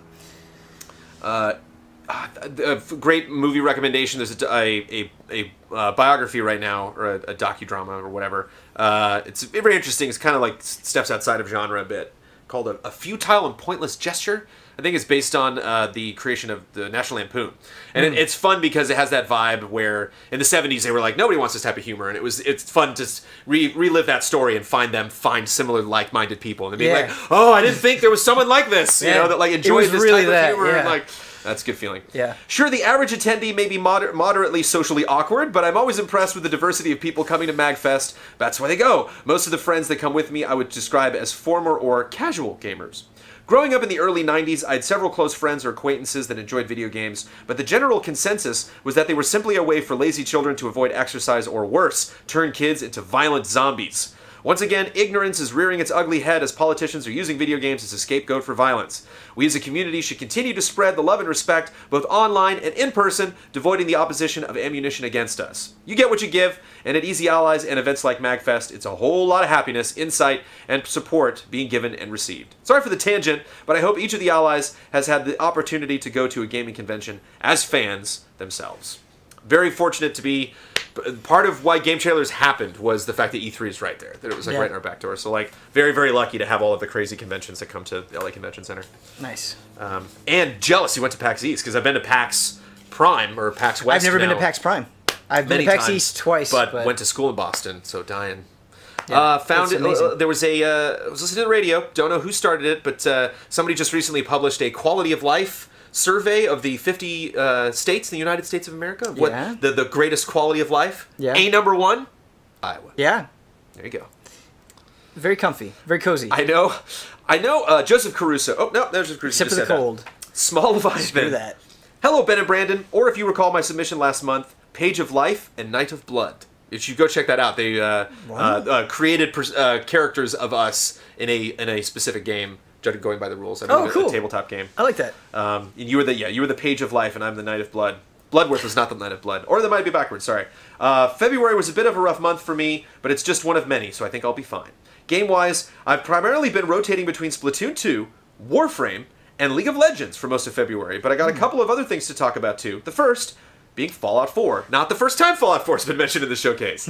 I picked it up on sale earlier this month, but have only played it a little bit. The shooting mechanics are good, but I don't care for the setting, and I'm not really interested in the settlement building. As such, I get the feeling that this is one I won't finish. Sounds like it. Sure. I was tempted to play Fallout 4 because the VR came out. Yeah. It's like, ugh. Huber and Brad not into post-apocalyptic game settings, except under very specific circumstances like Mad Max, which I always thought was interesting. Because I love the post-apocalypse. I think. Yeah. I'm actually beginning interested to pay attention to that, to see like, what post-apocalyptic stuff they do like. Yeah. Huber, Last of Us. You'll take it. Last of Us, yep. Yep. But I mean, you know... Resident Evil, obviously. Well, it's a particular post-apocalypse. There are people in the world of Resident Evil that are doing just fine. that like, they didn't get affected by any of that stuff. It's always an interesting thing about Resident Evil, that like the apocalypses in Resident Evil are very centralized. They're very just, whoa, that airport. Or like, oh, that city. That mansion. Yeah. Don't go to that mansion. A game I did finish this month was, and another excellent game that hasn't brought up yet, The Mummy Demastered. An interesting game with very good pixel art, although I think they had a bit too big of a fascination with flying enemies zigzagging across the screen. Thinking about it, it was actually one of the more frustrating Metroidvanias I've played in general, though I will say the one thing I really liked was how they took the classic Castlevania Clock Tower level and turned it into a boss. Overall, I'm giving this one a cautious thumbs up. On the flip side, I also started playing Axiom Verge this month. I'm sensing a trend. Now, that's a good Metroidvania. Excellent visuals, good sound design, and a constant stream of new surprising power-ups that'll constantly keep you on your toes make Axiom Verge one of the best. It says on the best of the genre, but probably one of the best of the genre. I'm not quite finished with it yet, so I expect to hear a lot more of it at a later date. Much like Ori and the Blind Forest, which I just finished, and it's fantastic. People should play that. I was playing Axiom Verge on a plane at like 3 in the morning, and I, played it for like the remainder of the flight, and I was thinking to myself, how I'm such an idiot. I love this game. Why did I not give this more attention? And it was so good, and I apparently was having such a good time. There was a girl across the aisle, and she like tries to get my attention, and she's like, "Hey, what is that? That looks cool. I'll have to tell my friend about that." Man. Yeah. Excuse me, sir. But it was like such a heartwarming moment where she was just so interested in what was happening on screen. That's great. Yeah. Other than that, and playing Dying Light with a friend, that game has a lot of problems, but I have to admit, I adore the parkour system. That's exactly how I feel. Yeah. I'm primarily just waiting for Monster Hunter World's PC release, as well as my personal Pop-Tart, if you will, Hive Swap, Act 2. I already talked a lot about Hive Swap last month. One of the things I love about exactly that phase, it's the Hive Swap phase. What is that? It's one of the things I love about showcases. You get people being like, "I am so obsessed with this," really obscure stuff. I already talked a lot about Hive Swap last month, so all I'll say is how I love that they've been promoting the second episode. Every week they reveal 2 characters set to appear in the upcoming game, slowly filling the 36 silhouettes on their website. As of this week, we've only got 2 characters left, so I'm excited to see what happens next. Maybe a release date announcement? Love and respect, Small Leviathan. The thing is, Hive Swap Act 2, Hive Swap in general, not a game that you're familiar with, not a game that I'm familiar with. And for that reason, they can list 36 silhouettes on their website and fill them in week by week and not have any of them spoiled. That's nice, though. So, right. So, like, on one end, you'd want Hive Swap. I'm sure, Leviathan wants Hive Swap to be more popular, so more people are playing it. You can have a broader perspective on that franchise. But at the same time, Street Fighter can't do that. I'm sure this Street Fighter's like, we are incapable of holding on to these characters. I feel like Capcom can't hold on to any secrets regardless of the franchise, so I think that's a broader problem. Like 36 silhouettes, they got all the way to the end, and you still don't know what's coming? Like, wow. Those people love and respect that franchise. They're not just like, mine. Throw those on the internet. John Koenig. Hello, Brandon and Ben. For my first time participating in the community showcase, thank you to everybody for participating for the first time. I want to talk about my current favorite low-stress game. I love this. A lot of low-stress, chill-out games here. Dragon Quest Builders. Oh. Open-ended sandbox games like Minecraft and Ark Survival Evolved tend to just bore me to tears, and the only Dragon Quest I've ever played is the original on the NES. Me too!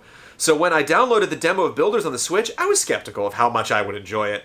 After an hour of playing the demo, I was having so much fun, I bought the full game. I believe there are a couple of reasons as to why I'm so attached to builders. The first reason is quests and missions. I don't enjoy when games give me the feeling of aimlessness with few or no objectives I'm working towards. While the quests and builders are often simple tasks, like find this person or build this object, it gives purpose to what I'm doing. I'm not building just for fun. I'm building to save the world! It was rough getting into Terra Incognita, which is just like the free roaming mode, because where you can just do whatever, and the more you complete in builders, the more stuff you unlock that you can open up in Terra Incognita. But like no context, no quests, no anything. People come to your base. What's fun is monsters will move into your base, which doesn't happen in the chapters. But it's rough because every now and then when I was playing the original game, I'd be like walking out of a door and I'd go to hit the door, and just then someone would walk in, and instead of opening the door, I would talk to them.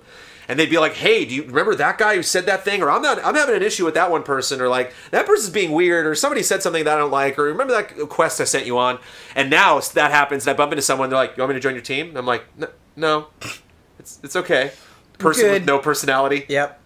I would decorate your room. If there was anything to you, they don't even have like normal names. It's like Lovely Lass or something like that.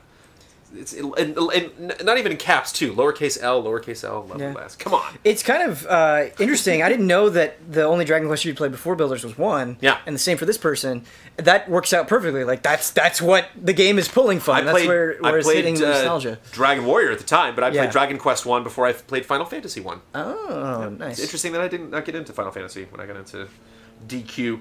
The second reason I'm enjoying this game so much is the vibes and tone of this game. The tone and artistic style of Builders can be summed up in one word: charming. The monster designs are so adorably goofy that I don't know whether I should hug them or smack them on the head with a hammer.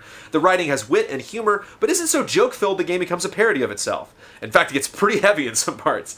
I always get a smile when one of my villagers runs up to me applauding when I complete, bless you, one of their quests, and I'm pretty sure that main theme and overworld music will be stuck in my head forever. It will. I have enjoyed the artistic style of Builders so much that I now want to dive into the Dragon Quest franchise and at the very least, play every numbered game. Shooting for the very least. Shooting for the moon. Just throwing that out there. Dragon Quest, yeah. No, it's just, I'm so glad that he's bringing up the vibes because I think he'll be able to easily make the transition. Like, that's what makes the Dragon Quest games, or one of the things that makes the Dragon Quest games so enjoyable. And, like, I think if you have the time, you would really get into 11 as well when that comes out because of the vibes. 8 obviously has been tempting because Huber's just... Yeah, absolutely. You know, I mean, you can't go wrong, but, 11, new hotness. So. All right. The second reason... Oh, sorry. Dragon Quest Builders did something I thought would never have been possible. It made me genuinely love hitting trees and rocks for hours on end. Joe Koenig. Yes. Yes. And you know Amanda's hooked now. Yeah. And you've had to hold back on advice for Amanda. When I watch her, it's like, oh, wait, no, don't do it that way. Yep. She did one in chapter 2. You build a bathhouse, and there were like the outside of her base. The bathhouse was built right up against the outside of her base, and the outside of her base, like the paneling was wrong in like one part. And she's like, "Oh, I hate that part." And I'm like, "Let me fix it for you." She's like, "You're gonna break it and get water everywhere," and I don't. And I'm like, "I'll save it before so we can just reload the." She was so nervous watching me do it. Like, that was fine. I fixed it. Put some water on the edge, or put some dirt down so the water didn't flow out. This is too adorable to handle. This is too adorable. Oh, the adorableness will come with co-op with the sequel, man. Yeah. Ian Alexander's got a comment for you. Hi, Ian Alexander. XCOM 2 War of the Chosen is a really good expansion. Reminds me a little of the Nemesis system. More games need to have enemies that follow you and adapt to your strategies in some way. I'd love a Resident Evil 3 remake where Nemesis retained damage and developed immunities and new strategies as the game went on, and every time you played. That'd be cool. Oh, and there's like a special achievement. If you like get him the most pissed, you can get him and then kill that version. You drop something crazy. I wonder if they would go like full roguelike with that, where when you died, maybe you would carry something over for an advantage to that type of nemesis. But it was, I don't know.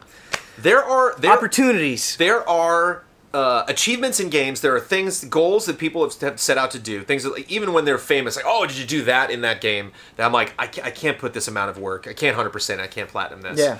The strongest weapon in every Resident Evil game, I will break my back for that thing. I don't care. What? I don't care what it is. If it's something that I've never done in any game, I usually avoid challenges like that. So have you done it in all of them? Every single game. Yeah. Nice. And back in the day, it was always the time crunch in the like 1, 3, and 4. You know, it was like try to get through. And that the fear, you know, because I wouldn't time myself because I wouldn't know because I'd play it in like little spurts. And so like when you finish the game and you're waiting after the credits, like, did Did I do it? Did I do it? You wait for the time to come up. Like, oh, it's 5 minutes off. Did you play through the Outbreak games? I did when we did the retro. Okay. So unfortunately, I did not play them when they were online. If I woke up tomorrow and it was 1984 or whatever, like when I first cognitively began my video gaming career on this Nintendo, if I had to relive my entire life and go like, oh, I'm going to try these things now, I'd play a lot more PC games. And when those two games out, I would find people and be like, while these servers are live, we are playing Outbreak. I actually did play Outbreak 1 online with other people. And it was awesome. Because just doing the AI and going back and playing through those, I was like, damn it. Yeah, the reason why I asked didn't think these were good. I always wanted to play File 2, but I didn't know if it'd be worth going back to now. It was just oversaturated on the series. It just didn't interest me. But like just playing with dumb AI characters was gripping. Like, oh boy. Kyle Lee. Hi, Jones and Ben. Online. First things first, normally on the like, hey Jones, I take those out for Cup of Jones. I try to get right to the meat of the comments. But for Community Showcase, I like to keep them. They're jolly. Good vibes, yeah. Hi, Jones and Ben. First things first, I want to thank Ben. As of last year, I had only played one JRPG outside of Pokemon, Legend of Dragoon. I hadn't found one that jumped out to me until Ben's effusive praise of Persona 5. It all sounded and looked good that I couldn't help but be convinced. Ben is responsible for introducing me to my new favorite game, and I'll never be able to thank him enough for it. Cool. I don't know why this just popped in my head, but this is amusing me right now, Ben. So my father-in-law, Amanda's father, was a anesthesiologist. Okay. Is now retired. And a common occurrence that would come up was people would show up and say, oh my God, Mr. Troop, this is my son that you helped give birth to because you made sure that I gave birth to this human being with no pain. And I will forever be grateful to you for that. I'm like, a JRPG anesthesiologist. Right? Yeah.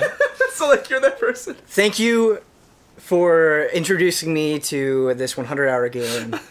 This is my son. That's what I want.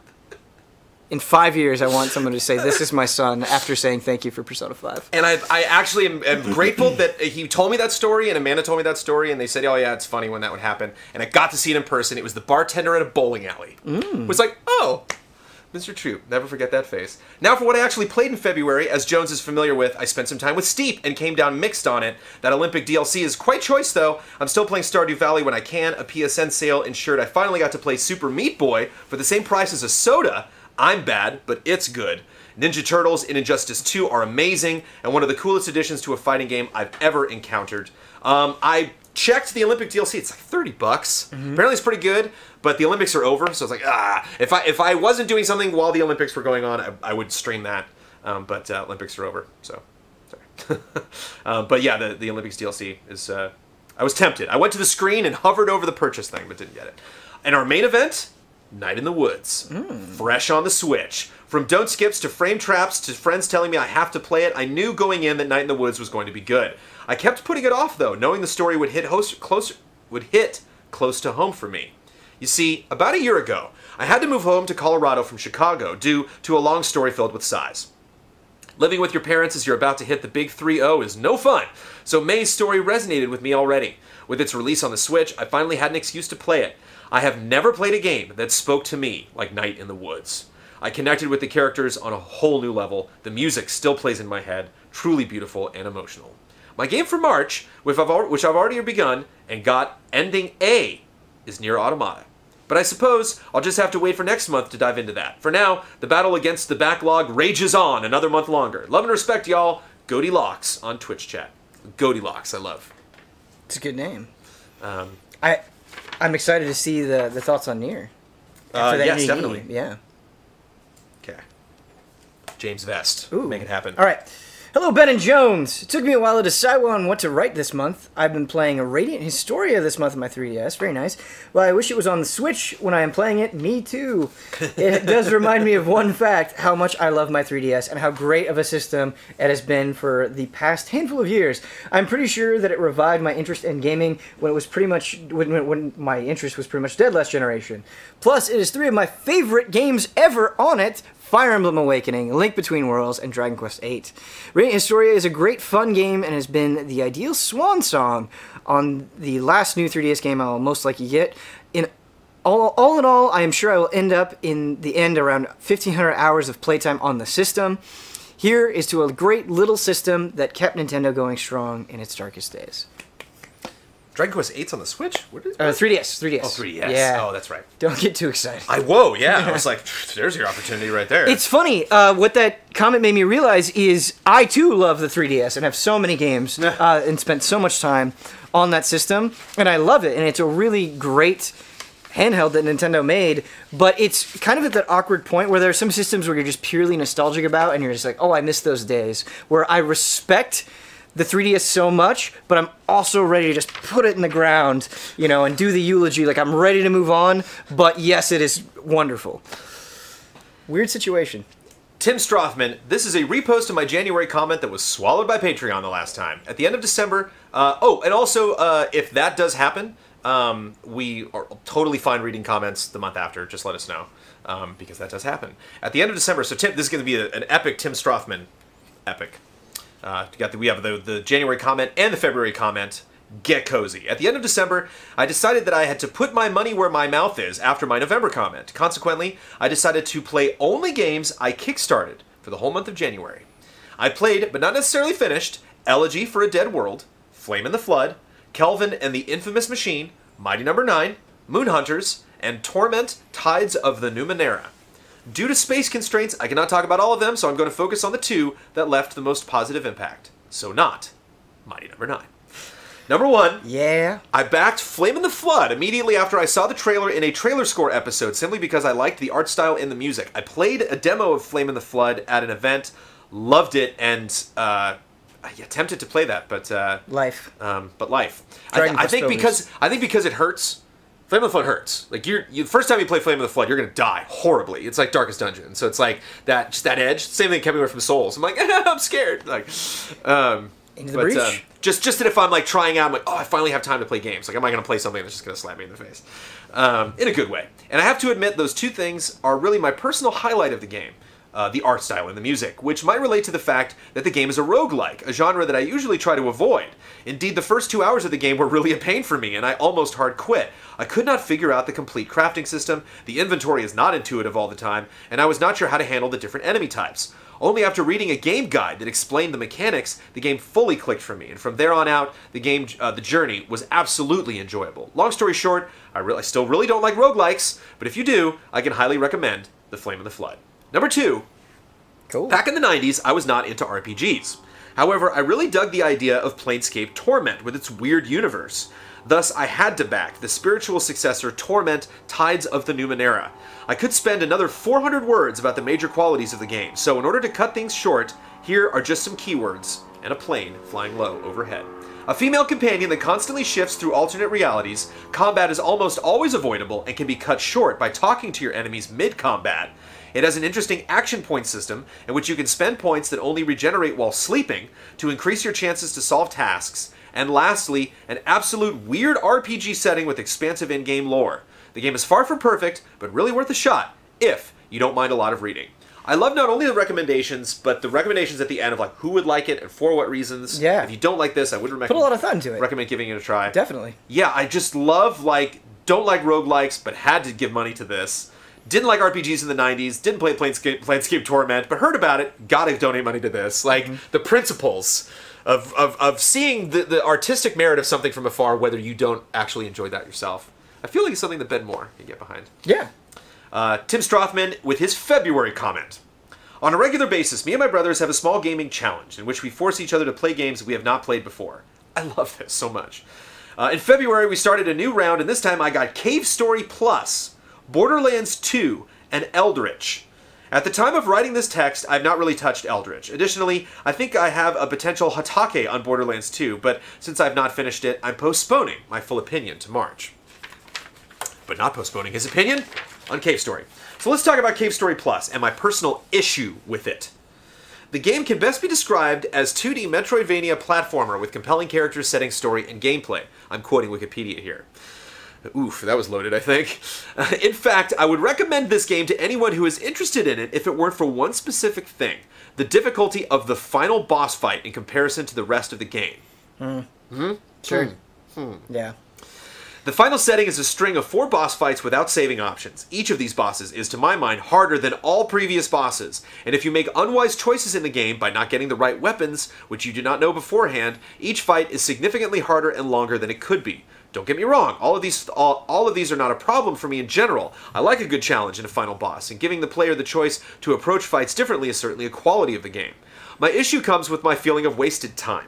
The game is rather short. Getting to the boss took me 4 hours. Each attempt of beating the final boss is, depending on how far I get, 5 to 15 minutes. So, in a worst-case scenario, which I experienced, 2 non-successful tries on the bosses boils down to 1/8 of the full playtime of the rest of the game. I feel like I could beat the game if I put another hour into it, but on the other hand, I'm not sure if it's worth it. An hour of doing the same things over and over just to see the end of the game feels more like work. This is especially frustrating since I enjoyed the first 4 hours and every failed attempt takes away from my enjoyment. I'll post an update whether I finish Cave Story Plus eventually. I want to tell them to stick with it because I think all of us have games that we've started but haven't finished. However, if I got to the final boss, like you're so close that I know it's a pain. I understand your frustrations, but persevere, get through it, defeat that final boss. You can do it. Come out on the other side. I feel like you talk about difficulty spikes. There are definitely things in each of the allies focus on in their reviews that come up. When it comes up, I'm like, yes, it's Huber speaking. Well, I've just been encountering yes. weird instances of it lately. No. Like I mentioned in the Divinity review, which I think is actually totally fair with that game. But Mega Man 9, so I played Mega Man 1 through 10, I played through all of them recently. And Mega Man 9 by far has the, maybe not by far, there are several tough ones, but it has an excruciating Wily fight. It is just no, I gotta sit down and play this over and over and over and over and over again. 3 phases, let's go. Happy we got through it though. 3 more comments. I'm gonna give you the last 2. I'm gonna read these by Outcast Rider. Okay. Outcast Rider says, I splurged on a few cheap DS titles this past month and found a surprisingly good title, Puzzle Quest Challenge of the Warlords. Nice. A gem-matching game set in a fantasy world with RPG mechanics and a story. Puzzle Quest is awesome on all of its platforms. Maybe I'm just not in the know with gem-matching games, but call me surprised. Pardon the pun. I'm enjoying this gem of a game. He went for it. Are you pardoning He went for it. Are you going to pardon that? Oh, nothing to pardon. Praise. Okay. Praising it. Yeah. Praising the pun. Yeah, well done. P.S. Regarding last week's post concerning the Alka-Seltzer ad I saw Amanda in, you said it was helpful to know where those ads showed. It was on the Weather Channel. Nice to know. Oh. It's just always fun to know, our Weather Channel, Yeah. pimping out Amanda. Hope the allies are having a great week. Love and respect, Outcast Rider. All right, 2 more requests from Dominic Brown and King Nicholas. Let's do it. Ben Moore will run us through, and then we'll get to the multimedias. Ben Moore and Mr. Jones. I love everything you guys touch. You love everything we touch? I like any artistic skills, so instead I ask this. What do you do when you know that your backlog is relatively satisfied? I don't mean you beat everything, of course. I myself still have a couple of games to finish, but I think I'm going to commit to personal projects instead. What do you do instead? Is it anime, Ben? Do you just jump to your anime backlog? I think, you just have to be in tune with yourself, right? Right. Obviously we have things that we need to do for work and games that we need to finish for work to get done, and that's a little bit of a different thing. But I think when it comes to your own personal enjoyment, it feels good to finish things. It does. And that feels better than moving on sometimes, but you can't force it. I see some people who are like, oh, I'm so mad, I hate this, and they're talking about a video game, and they don't have to play it for any particular reason. Right. And it's like, hey, why don't you just go find something else? Sometimes there are moments where I just want to watch a bunch of TV, or I want to revisit a game. I'm replaying Metal Gear Solid 1, and I've beat that game countless times. But it feels good and it's relaxing, and so I think you just have to be in tune with what you want and be okay with it. Don't beat yourself up over your own fun. No, of course. That doesn't make any sense to me. What I find, because I'm in that period right now, actually, because I noticed, I want you to do King Nicholas as well. That's right. Because I noticed, because I was curious about Survive. Metal Gear Survive's coming out. Am I going to play this? Is this going to be something I'm going to go through and review, or maybe do a couple streams of? Get into, not really my cup of tea as far as I enjoyed the time that I spent with it, but I don't need to put a lot more time in. And I'm a little dry on Fortnite right now, as far as not I'm not enjoying it, but the obsessiveness. It's Battle Royale. Battle Royale is very fun, but it's okay. And I got to a place with builders on Switch where I'm all right, I'm good. I can put that on the shelf. whenever I hit points like this, my productivity increases and I get more work done, and so I actually enjoy that. Like I like when I get to moments like this, I'm not like, well, I gotta find something else. It's like, wait, don't like don't start something again. Like Monster Hunter World, it's like, come on. I'm like, no, I can no. I'm actually getting my productivity's up. I'm doing more administrative stuff rather than just focusing on projects because I can get kind of tunnel vision when it comes to like, you know, retros and the anniversary and all that stuff. Cool. So yeah, so I appreciate that. Final comment, and then we'll do some art. From the King Nicholas. Good day, allies, Brendan and Ben. I just want to drop by and say thank you, Ben Moore, for a stream of my beloved franchise, Suikoden. I am waiting for his feedback after he finishes the first game. I still believe for the revival of this franchise, hoping and praying through this channel, Yoshitaka Murayama, the creator of the series, may find courage to continue this story, and Suikoden will live again. Yeah, that's been like kind of a very heartwarming thing as streaming Suikoden, and they're like, oh my god, I can't believe you're doing this, where like people loved this series so much and they want to see it get the attention it deserves. You can't not feel good about that. All right. And elephant noises. We have 3 people that submitted some wonderful art this month. We're gonna get to it. It is amazing to me how many people in our community are wonderful artists. Yes. Like, it's not just a couple, it's a lot of people who can do amazing So no, it's amazing just like, things. yeah, I'm just making art. You know, Yeah, it's no like big look deal. at that. It's no big deal. How do you do that? Just making art. I can't even draw good stick figures. Hey, Ben and Brandon. I've been working pretty haphazardly this month on a wealth of tragically secret things. Tragically secret things. Plus trying to get myself to LA in a couple of weeks, but managed to squeeze in some time to make some pixel art. I haven't done a pixel cityscape like this in a few months now. And it was really great to be able to scratch that cityscape, the pixel cityscape itch. This piece was more detailed than my usual stuff and kind of has a story to it, which is super neat. Which I want to hear your take because there's more. There's 2 pieces actually. Cool. I usually stream myself pixeling stuff, this included, and that's always a real fun time to get to share with friends and viewers. So here's that. And what I love about this is I believe they are meant to be seen right on top of each other, and with the beauty of XSplit, I can do this. Wait, is that okay? Somebody being punched? Yeah, I don't know. It's see, the hair is moving. I get the vibe of like wind from this, right? With the hair moving, but then we switch to the night scene. I either maybe gets like a traumatic act, or like you are missing somebody that meant a lot to you. I think it could go either way. Yeah. The way I think of it is because like they're both the same height, right? And they both have long hair. I don't know, that was my first instinct, so I'm gonna have that be the Ben take. Okay. If I was just to like think my second weird take, is that so there's and it's interesting noting that it's time of day. You know, the one is daytime, one is nighttime. I think this is maybe like kind of like the shadow image of that person, like the self, kind of like a visible representation of yourself sorting through your thoughts. So it's kind of like this person goes to this spot by themselves to kind of sort things out. And so this is literally themselves reaching into their brain after the lights have gone down and everyone's gone to sleep. Kind of the world is slowed a little bit. Okay. But yeah, obviously being followed by somebody that you miss. You know, having the way that you said that wherever you are made me think that sometimes Brandon goes out to the cityscape and looks at the city at night, and the little shadow version of Brandon appears. I do like when you're in a weird hotel in a town you don't usually hang out with, and you just take a peek out from your hotel room. It's like one of my favorite things going to hotels. Like, what's the view? And I always go over and like. Yeah, isn't it a real bummer when you open the curtains though, and it's just like a brick wall? Building, yeah. I saw somebody like on Twitter apologizing, like, "Oh, hey man, sorry I haven't drawn in a while," and I just want to like reach out and be like, "You never have to apologize for your beautiful talent." But of course, it's always a gift. I don't know what it says about me that I was just like, oh my gosh, just punching her head out. Yeah, I feel bad that was my first instinct as well. I'm sure there's something way more beautiful and poetic to it. You're just like, boosh. Yeah, I think that's a bad first instinct for sure.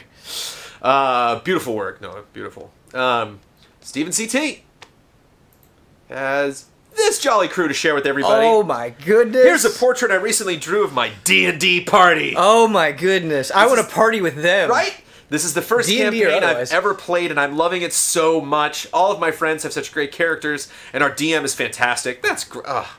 Because lots of moving pieces, man. Lots can go wrong. You could have a great campaign, great people, to go wrong. Bad DM. Yeah. Great DM, great campaign, bad people doing it with you. Yep. Even one person that's just like, kind of not into this. And the one bad person is like commanding the whole thing. Yeah, it can be. So But that is jolly. Enough about the bad D&D. That is jolly. The campaign is very anime-inspired, and we just entered a tournament arc. My character is the short elf in the front who is just not having it now. I love that face. That's my favorite face of the She's whole a lawful evil cleric named Cuss Marrow, who's obsessed with the god of death and carries a giant greatsword named Corpse Giver. Playing her is the highlight of my week by far. Every week you do this? Jealous. And I wouldn't have never gotten into D&D without EZA and tabletop escapades. So thanks for that. Love and respect. Yeah. I gotta. If your group is half as much as fun as that picture, I love the boots. You're having a good time. And how lucky I think for the other people that Steven's in the group with to have Steven to recreate the art and to show everybody. I also just kind of want to know the relationship between the giant armored person and the little jolly pink-haired character, because I bet that's a good story as well. Amanda's a big fan of Steven Universe. She's been enjoying that show a lot, and I get Steven Universe vibes from this. Sure, yeah, I hear you. Just because it's Bill Christ. Let's get some resubs out here. We haven't talked about that at all. For 12 months, Bill Christ, we have Sawubi, 24 months, best in the biz right here. Thank you. Captain Caveman, 86 for 21 months. Defeated Hero subbed. Alucard GV subbed. MJ Cons M John CK here subbed. Thank you so much, everybody. Why, thank you, everybody. Kirk subbed an hour ago. Thank you so much. Much appreciated. Why, thank you. Hello there. Thank you for the wonderful anime art, everybody. And Sarah Imshog with you know what that's from, baby. Yes. Okay. You know what that's from. I haven't played all of Ni no Kuni 2, but I'm going to say, and I really mean Ni no it. Kuni 1. What's that? That's Ni no Kuni 1, right? No, getting there. I miss Drippy. I think Drippy is one of the most adorable characters in any medium ever, and his accent and his attitude. Drippy gives me life, and you're hitting the feels right now, man. Sarah Imshog, greeting allies, Zephyrmoon here. In honor of Ni no Kuni 2 coming out in just 2 weeks as of the streaming of the showcase, I think we should all take the time to remember Oliver and the journey he took to save his mother. I did some experimenting with the coloring this time around, and I think it came out all right. I've also been replaying the game on my PS3, and it's still just as good as I remember, and I sincerely wish that either Level 5 or Bandai Namco would give it the HD polish and release it for the PS4. Did Damiani ever... That seemed like a Damiani play, that he would bring something like that up, but he never... Did he ever talk about remake? Just as far as wishes and dreams. No, I don't think so. As we know, through Michael Huber, wishes and dreams can manifest. Like, you can actually you have to make those things happen. You have to find some way to use Michael Huber as a conduit, though, because I was farming for an Anjanath gem in Monster Hunter World, and it wasn't until we put the Shenmue 3 trailer in the corner of the stream that we actually got the gem. So if you're having troubles, I would recommend putting on the Shenmue 3. Yeah, absolutely. Yeah, we brought it up, and we got the gem, of course. That happened right away. It was very nice. So yeah, if you're having troubles, bring up that trailer. This wonderful game, love and respect. Thank you, sir. And wonderful contributions of art. Oliver's crying and Drippy just 9 months. tells him to shut up. Drippy's the best, man. Moving on to photographs. Brace yourself. Cute cat in 3. Okay. 2. It's either cute cat or 1. spider. It could go either way. Boom. Oh. Just wanted to share the selfie I took with my cat Lucky while playing Monster Hunter Worlds. She's my Palico in and out of the game. That's awesome. Who's that? That is Brad Gens. Nice. And I love that we told us the cat's name is Lucky. It would be so terrible to not know the name of that cat. Yeah. Lucky, look at him. That is an adorable cat. Talk about having Lucky Charms around when you're playing Monster Hunter World, having Lucky around. Brad, congratulations on your beautiful creature.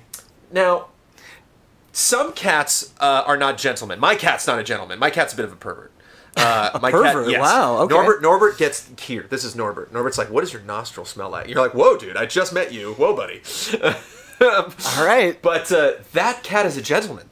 Yeah. That cat, I want to see very photogenic, too. Look at that smile. I want to see a bow tie on that cat. Yeah. You know? Brandon. The cat just seems like, what? Me and Brad here? Oh, we were playing Monster Hunter World. What else would you expect us to do? I don't know if this is what it's like when you have kids, but I never take photos, Brandon, ever, of myself or other people or anything. Look at my phone.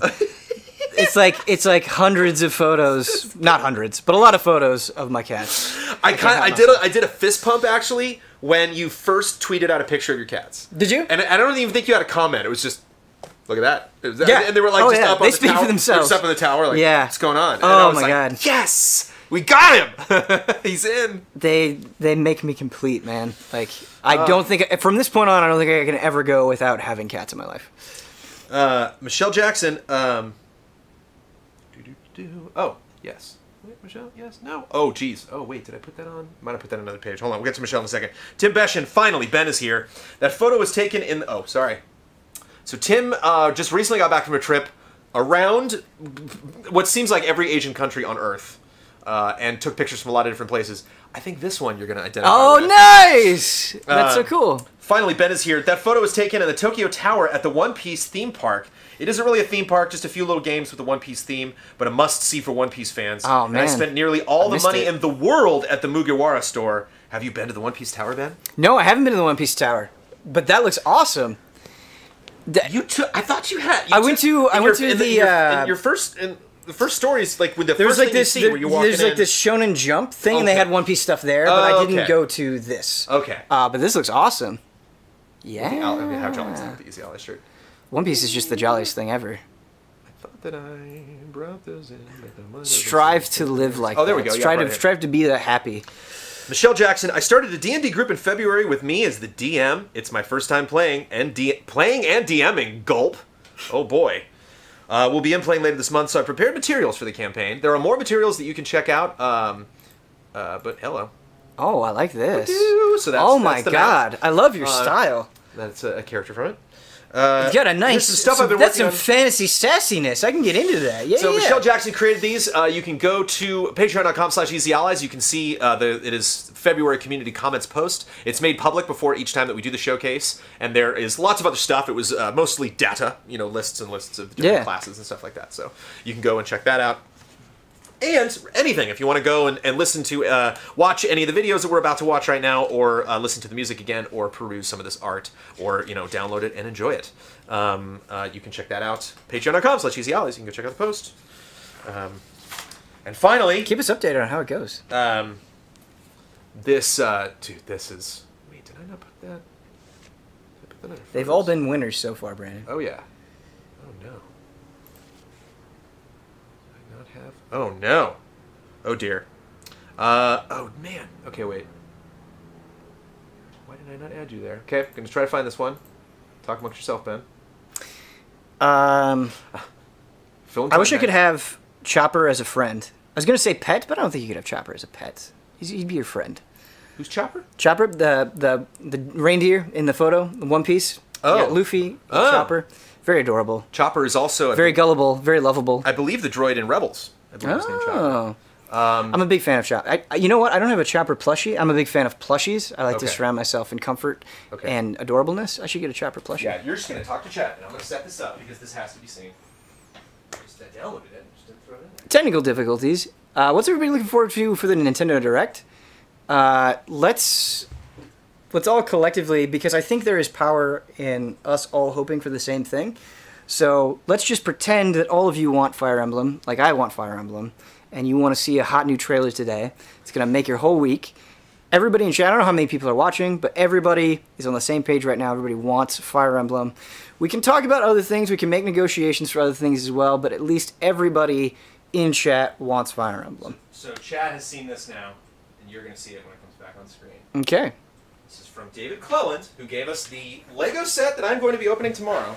This is another work of his. Oh, man. That is absolutely amazing. More? Look at that. Oh, wow. That's so cool. And the shots, too. Oh, that vent shot is amazing. So much. The vent shot is perfect. I can't even tell you this. David is just so funny. But the scenes, I love. You got Gruber with him at the end. You got him with the smirk in the ducts.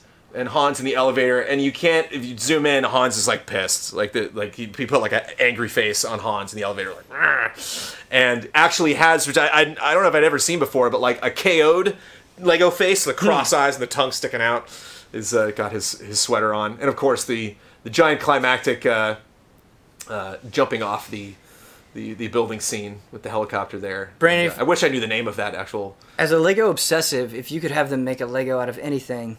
I mean, we have Easy Allies now, but if you could make a Lego out of anything. A Lego out of anything. I would really love maybe this already exists, but I would really love Final Fantasy Lego sets. Oh, okay. Like recreating your favorite scenes from like 6 or 4 or 9 or whatever it is. Like, oh man. My favorite... Alexandria in Lego form. Yeah. Hi, Brandon Ben. Once again, I just want to say I'm totally stunned with how much you like the Lego set. I don't know why you worked on that really hard. More than I could have hoped for. I thought you might like to know how the idea and set came to be. An animation company I do a lot of work for occasionally has art challenges where they come up with a theme and any staff who want can submit a piece or art or an animation and it'll be shared on social media. December's theme was Christmas movies, so I took the all-time Christmas classic Die Hard. I wanted to make it just a tad more festive, so I thought an unwrapped Lego Die Hard playset would be pretty fun. I never intended to make this a practical set, so this is just a render, but it did get me tinkering, just a render, but it did get me tinkering about in the Lego Digital Designer. I was watching one of your group streams at the time and thought, let's see if I can make the couch. So I did, and it all just snowballed from there. Man. We also did a Stranger Things theme that I did a short animation for that I think you might like, but it's also on my Instagram, but this post is all about the Lego. And just finally, a few allies were commenting on Twitter about getting their own version of the kit. So here's a link, which is available patreon.com/easyallies in the February community comment submissions link, submissions post. Wait, I can buy this for myself? To the instruction manual and stickers as a PDF. Love and respect, Dave Wheel. Gotcha. So if you want to go acquire those Lego pieces and put it together, you can check out the instruction manual and you can print out those stickers if you'd like. Okay. So yeah, again, amazing work, Mr. David Cleland. Okay, so we're finally going to wrap it up with some videos from our lovely community. It is time to put on your headset. Oh, I like this. Viewing party. Community showcase. So we can get into the videos. When you say people are making videos and Easy Allies Community Showcase, I never know what to expect. Yep. Could be anything. Could be spiders. Dominic Barlow. I love this too, because I read this before I saw the video. Note for Jones, no intro really needed this time, but maybe give a heads up on the non-safe for work violence of the game before featuring it, if you feel it's necessary. No, we're good. No? We're good. You good? Don't need to warn anybody? No. All right, let's jump in. They've seen worse. You've all seen worse. Hey allies, this is Dominic. I made the Donkey Kong trailer last month, and I figured I'd keep the ape theme going by showing you this. This is a playable trailer for a game called Ape Out, which is being developed by a man named Gabe Cazillo and published by Devolver Digital. You can get this trailer on Steam, but let's take a look now.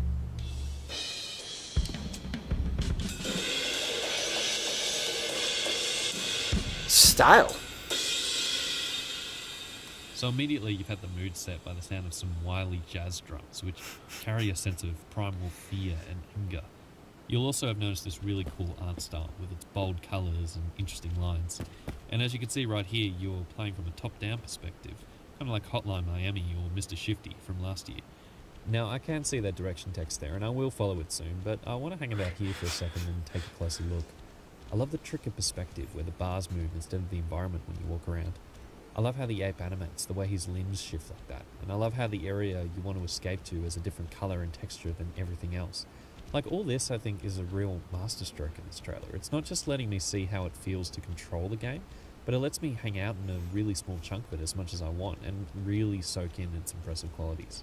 Now just bear with me for a second, I'm going to go quiet for a little bit and do this. I am so glad you've shown me this. I want to ape out.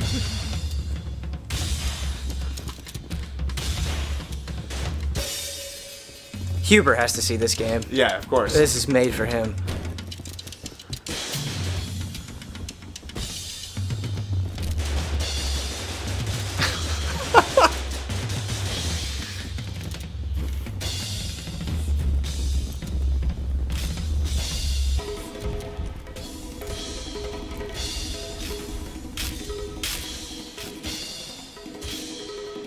I wonder how hard it is to take you down.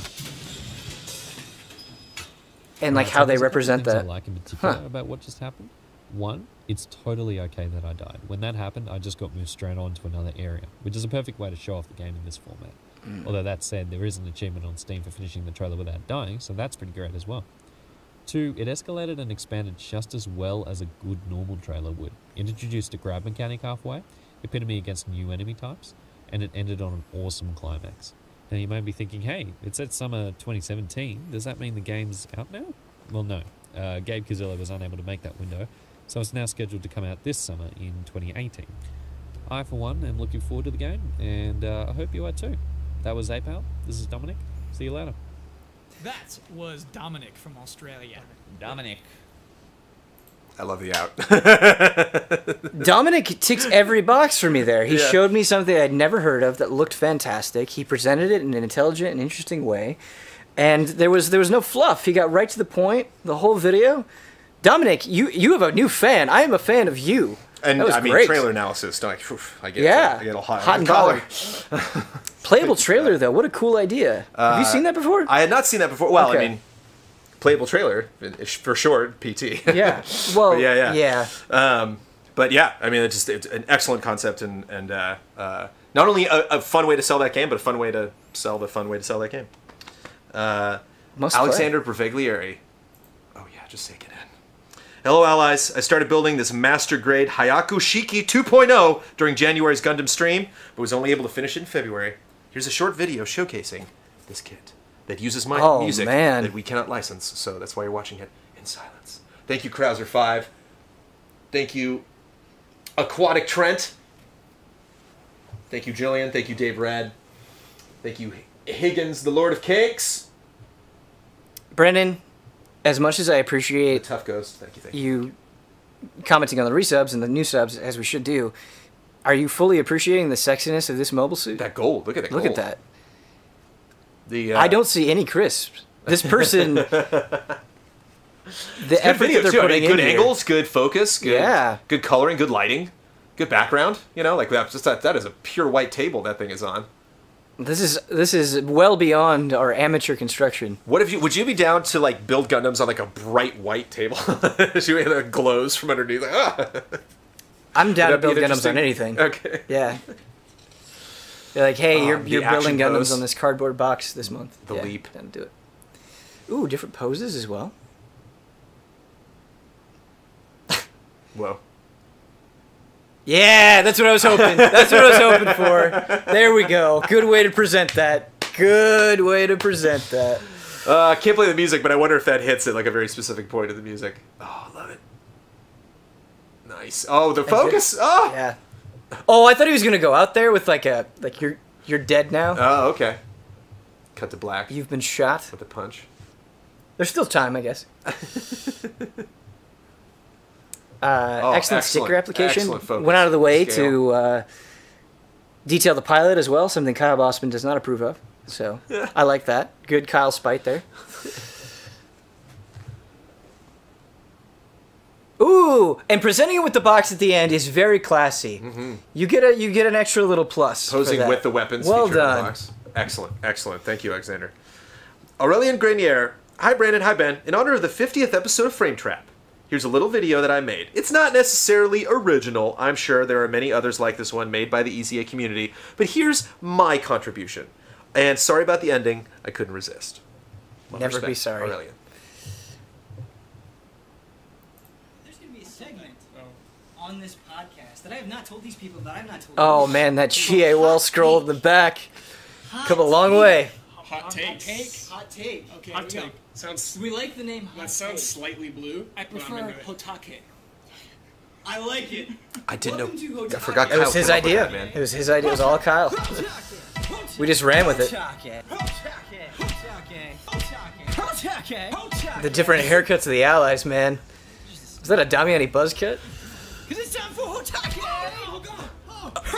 You do the best. You do it the best. Ian's my favorite. Ian completely falls out of frame at one point. The Huber head whip. Like, this is what I'll mess her up today. But it's time for Hotake. Hotake. Oh, Kyle's really good too with the reactions. Hotake. Hotake. Hotake. Oh my god. Hotake. Hotake. We're actually That one I spoiling love so much. this week's Hotake. It's time for Hotake. Good cut there. Good Jones cut. We're doing the Hotake. Hotake. He's the Good Kyle reaction. Yeah! Hotake. Oh, Kyle, you're crushing it. That was. You know what? I like making Hotake loud. I like making Hotake loud. That might have been too loud. I apologize to everyone ahead of time. Are you ready for the Hotake? Thank you. I wasn't ready. I wasn't ready. For the one.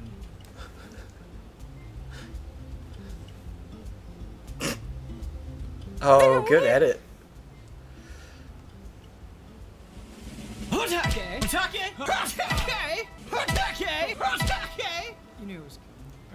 I love how, as the series is going on, Huber just laughs now. One, the only.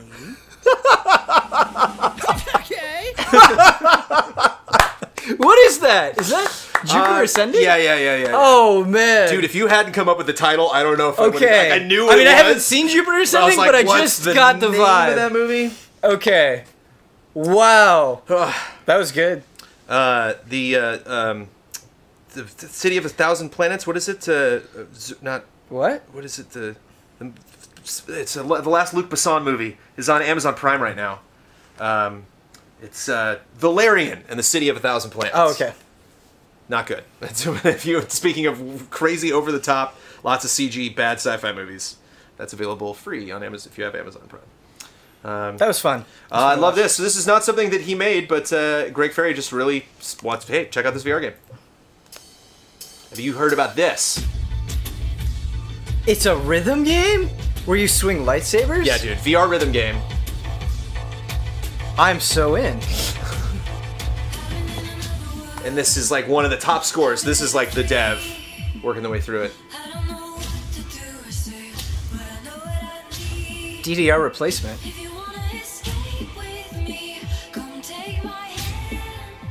And like, I love music rhythm games and I love VR, but this is like, I don't know about this. You don't know about it? All right, Jason. I am way in. What's not to be in This about? is stress. Oh, stress? I don't know if I can do it, you know? Like, I maybe when it's really easy, those levels are good, but just like, I look at this and, I am bad at most things. I'm able to like easily jump into rhythm games. That's what I'm putting on my resume. I gotta wonder, like, dude, you're not looking at visual cues. You're looking at visual cues on like when to duck and stuff, but like those ups and downs, like you know the rhythm. You know what motion to do. You gotta like feel that little it, man. the sideways there, yeah, but like when feel they're bunched up together and one's up, one's down, how on earth? You feel it. It's an innate sense. But I'm a fan. This looks fun. What is this called? Did he give it a name? Lightsaber related. Oh, oh wait, the door's locked. It's all right. I could just jam out on the couch.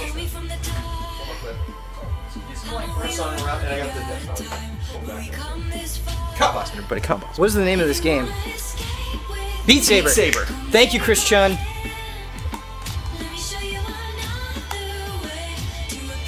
Making it look good. Yeah, with the hand This behind the dev, back. yeah.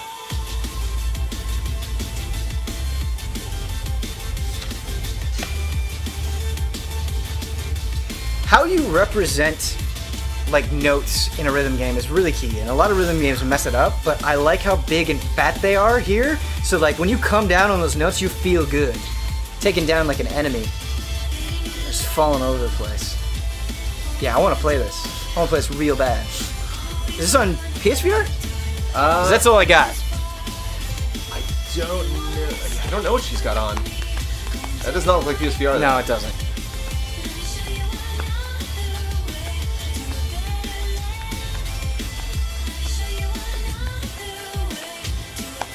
I like this song too.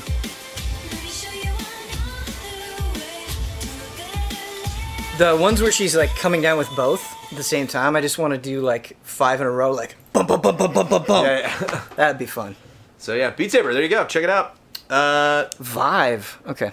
Well, Two time more. to buy Vive. Elliot Barker returns with the new track. They gave us a track last month. Hello, I'm back again with some more music. Before I talk about that, I'd like to make a correction from last month. Brandon, you misread the name as Sherbert Files when in fact the band name is Sherbert Files. Don't feel too bad about it though. A BBC presenter did the same thing over here in the UK on national radio. Haha. You're very kind, thank you. The music I'm submitting this month comes from one of my solo projects and is heavily influenced by bands like La Tigra, that I'm not familiar with, LCD Sound System, that I am familiar with, and They Might Be Giants, which I love very dearly. So enjoy. Cool. Wait, yes. Babington, 24 months. Oh, thank you.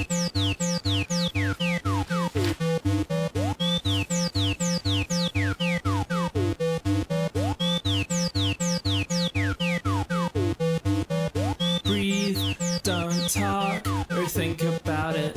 There's nothing wrong. Heart attack, I felt my shadow silhouette from my window. I dread the time that someone sees it and that person clocks. Home alone and eerie silence, a siren calls. So call the cops. I know you want to. Look at what you caught.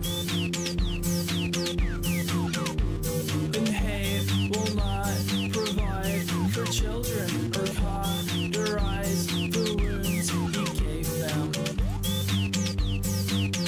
Well, are you happy now?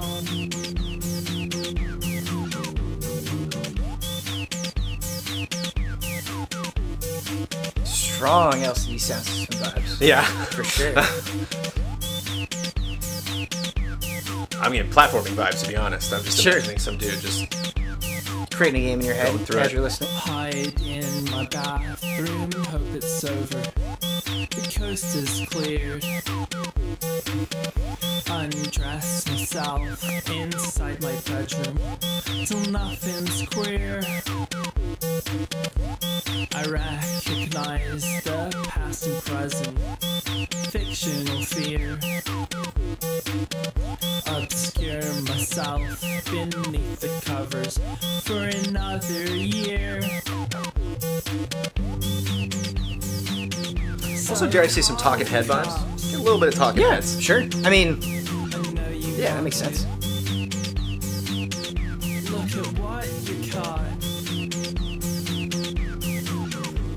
And hate will not provide for children or cauterize the wounds you gave them.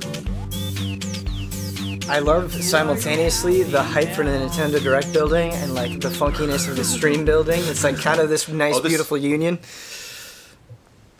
This, Have thank you so much, a little Elliot. concert before the. I've been planning on holding back music from this project for until Ian was on the show due to the presence of a Korg Minilog synth, but I figured that I'd probably have more songs in this project out by the point that they're on the showcase. The song is about my upbringing as a closeted trans person growing up in a country where being trans was illegal, and the paranoia of being outed that I felt at the time. I now live in the UK, where I'm out to friends and family. P.S. Nice. Thank you for the opportunity to share. Watching the live stream last month and seeing all of the love and respect in the comments was a really rewarding experience. I started laughing when people said my singing was like Bossman's. A little bit of a Bossman, a little bit of a Hey Joey vibe, you know? Yeah, but that's a good vibe. Yeah. Yeah, that's a it's- great it's- vibe. It's one of my favorite vibes. Respect to you so much for sharing something like that. I think that's a huge deal. And Yeah. I think what I really liked about this song and the song from last month is obviously a very personal story. Obviously, some very emotional material. Extremely catchy at the same time. You know, it's a really, really great marriage. Yep. And I think that we were talking about Night in the Woods earlier, and I really like those two moments where people find art that they already enjoy experimenting with subject matter that they might not explore otherwise. Yeah. No, that very cool. Trevor Betts is going to top it off because Trevor Betts has been working hard. I'm going to show this to Kyle immediately after this because Kyle needs to see it, but you're the one in the community showcase this month, so you get the premiere. If nobody else saw this link, if no one has seen this yet, I'm going to let this trailer speak for itself, and then I'm going to explain it afterwards. Enjoy. What? Yep. What?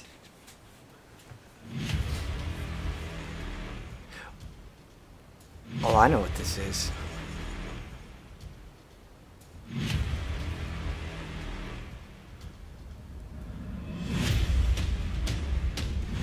Holy.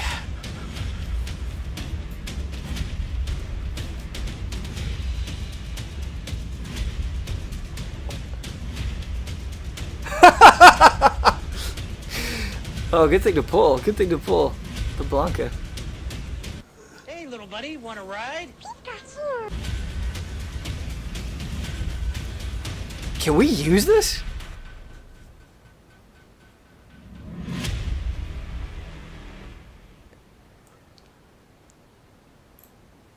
For the past couple months, I've been working on a virtual Hall of Greats teaser beginning year in Unreal Engine 4. And I just wanted to share the trailer I made for it. If you're interested in either, there are links to the video description to a more straightforward walkthrough video and the actual project file itself. But I figured the trailer would be the easiest or the best for the showcase. Thanks for everything. A lot of respect. That was legit impressive. That was amazing. It's a hallway. Yeah. If you go to patreon.com/easyallies, look at the February submissions post. You can see the link submitted by Mr. Trevor Betts. And I have a feeling this is something we're going to be sharing on social media and likewise. But I wanted to premiere it here in the showcase because Trevor was kind enough to show it to us in the showcase. And yeah, absolutely astounded by that sucker. That is a virtual tour of the Hall of Grades where you can see and honor the games. Hopefully, I will get something submitted soon, next week, next Tuesday night. Hopefully I'll get... No, can't do it. Gotta wait.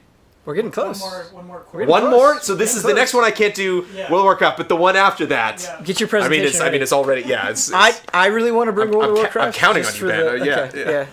Just for the salt. That'd be so great if I get the text from Kyle. Kyle's like, hey, how's your grade? Yeah. Like, World of Warcraft. And he's like, nope. Someone else is bringing that? Like, checking what? Yeah. That'd be very funny. We'll see. That would be the absolute wish. And thank you to two people that I want to give credit for. Credit to Mr. Hank Grodendijk, who said, put in reserved.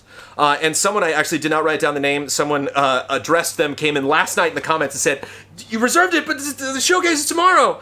And they replied, thank you for the warning. Unfortunately, I will not be making it in time. I'll be there next month. But Hank still gave us $10 for the month of February. So thank you so much, Hank, for donating at that level. And I let one slip through the cracks, and I will get it in next month. But I did have one... I believe it's from Mike Hook, which is a horrible person to leave in the dust. Mike Yancey, aka Mike Hook, emailed it to me, and I just did not. I remembered it right before the stream started, and I did not have time to put it together and actually post that. But that will be in next month's community showcase. Right. And Mike Hook, yeah, we're definitely going to make it right, regardless of what the format is. I believe it is an explanation of a vacation that Mike Hook took, and some photographs from that trip. We will kick off the showcase next month with the wonderful comment from Mike Hook, and we invite you to submit for that month as well if you want to have 2 comments in there. So apologies we have to delay that, but a huge thank you. Let's bring it all over again to Mr. Ben Moore, everybody. This was fun. Ben Moore, the first time in the Shooting Showcase. Yeah. Well, I got bad news for you. Yeah. You're not going to be on again for ever. For like I'm eight months. Yeah, it's going to be a while. I'm banned. 2019. We can expect you back in January or sometime around there. We'll see. Maybe we can sneak in sooner. Somebody might be sick. Somebody, you can maybe arm wrestle somebody. You can sneak in at the last minute. It might be that morning. I'm going to make my own. Ben, I need you. I'm going to make my own competing community showcase, Brendan. Yes. That will go live an hour before yours. That's how. Kyle, anything you want to address before? If you're here on twitch.tv/easyallies, stay tuned. In 21 minutes, we will be returning on that desk behind this couch, and we will be sitting down for the Nintendo showcase. Yeah, or as soon as possible, I guess, right? Because we want to pop it on. As soon as humanly possible, we're going to wrap this up. So yeah, stay tuned for the reactions to whatever the heck Nintendo's doing today here on twitch.tv/easyallies. If you're watching this on YouTube, thank you so much. You can be a part of this by donating to Easy Allies. $10 gets you into the submission level, $10 or above. And you can submit a photograph, you can submit a piece of art, you can submit some music, a video, or just a comment, something that you want us to discuss. Correct me if I'm wrong, but I believe Mr. Ian Hank will be joining me next month for the community showcase. And sooner or later, it's going to be Kyle's. Kyle has been on the showcase, but he was on the last community comments episode. He's yes to be on the showcase. Maybe Kyle's after that, but that's way down the road. Let's just take 1 month at a time. Ben Moore, everybody. 1 hour at a time. Thank you so much for being on. Thank you, everybody that submitted stuff, and thank you for watching either on Twitch or YouTube. If you're on Twitch, we'll see you soon. If not, stay tuned for more stuff from Easy Allies. Take care, everybody.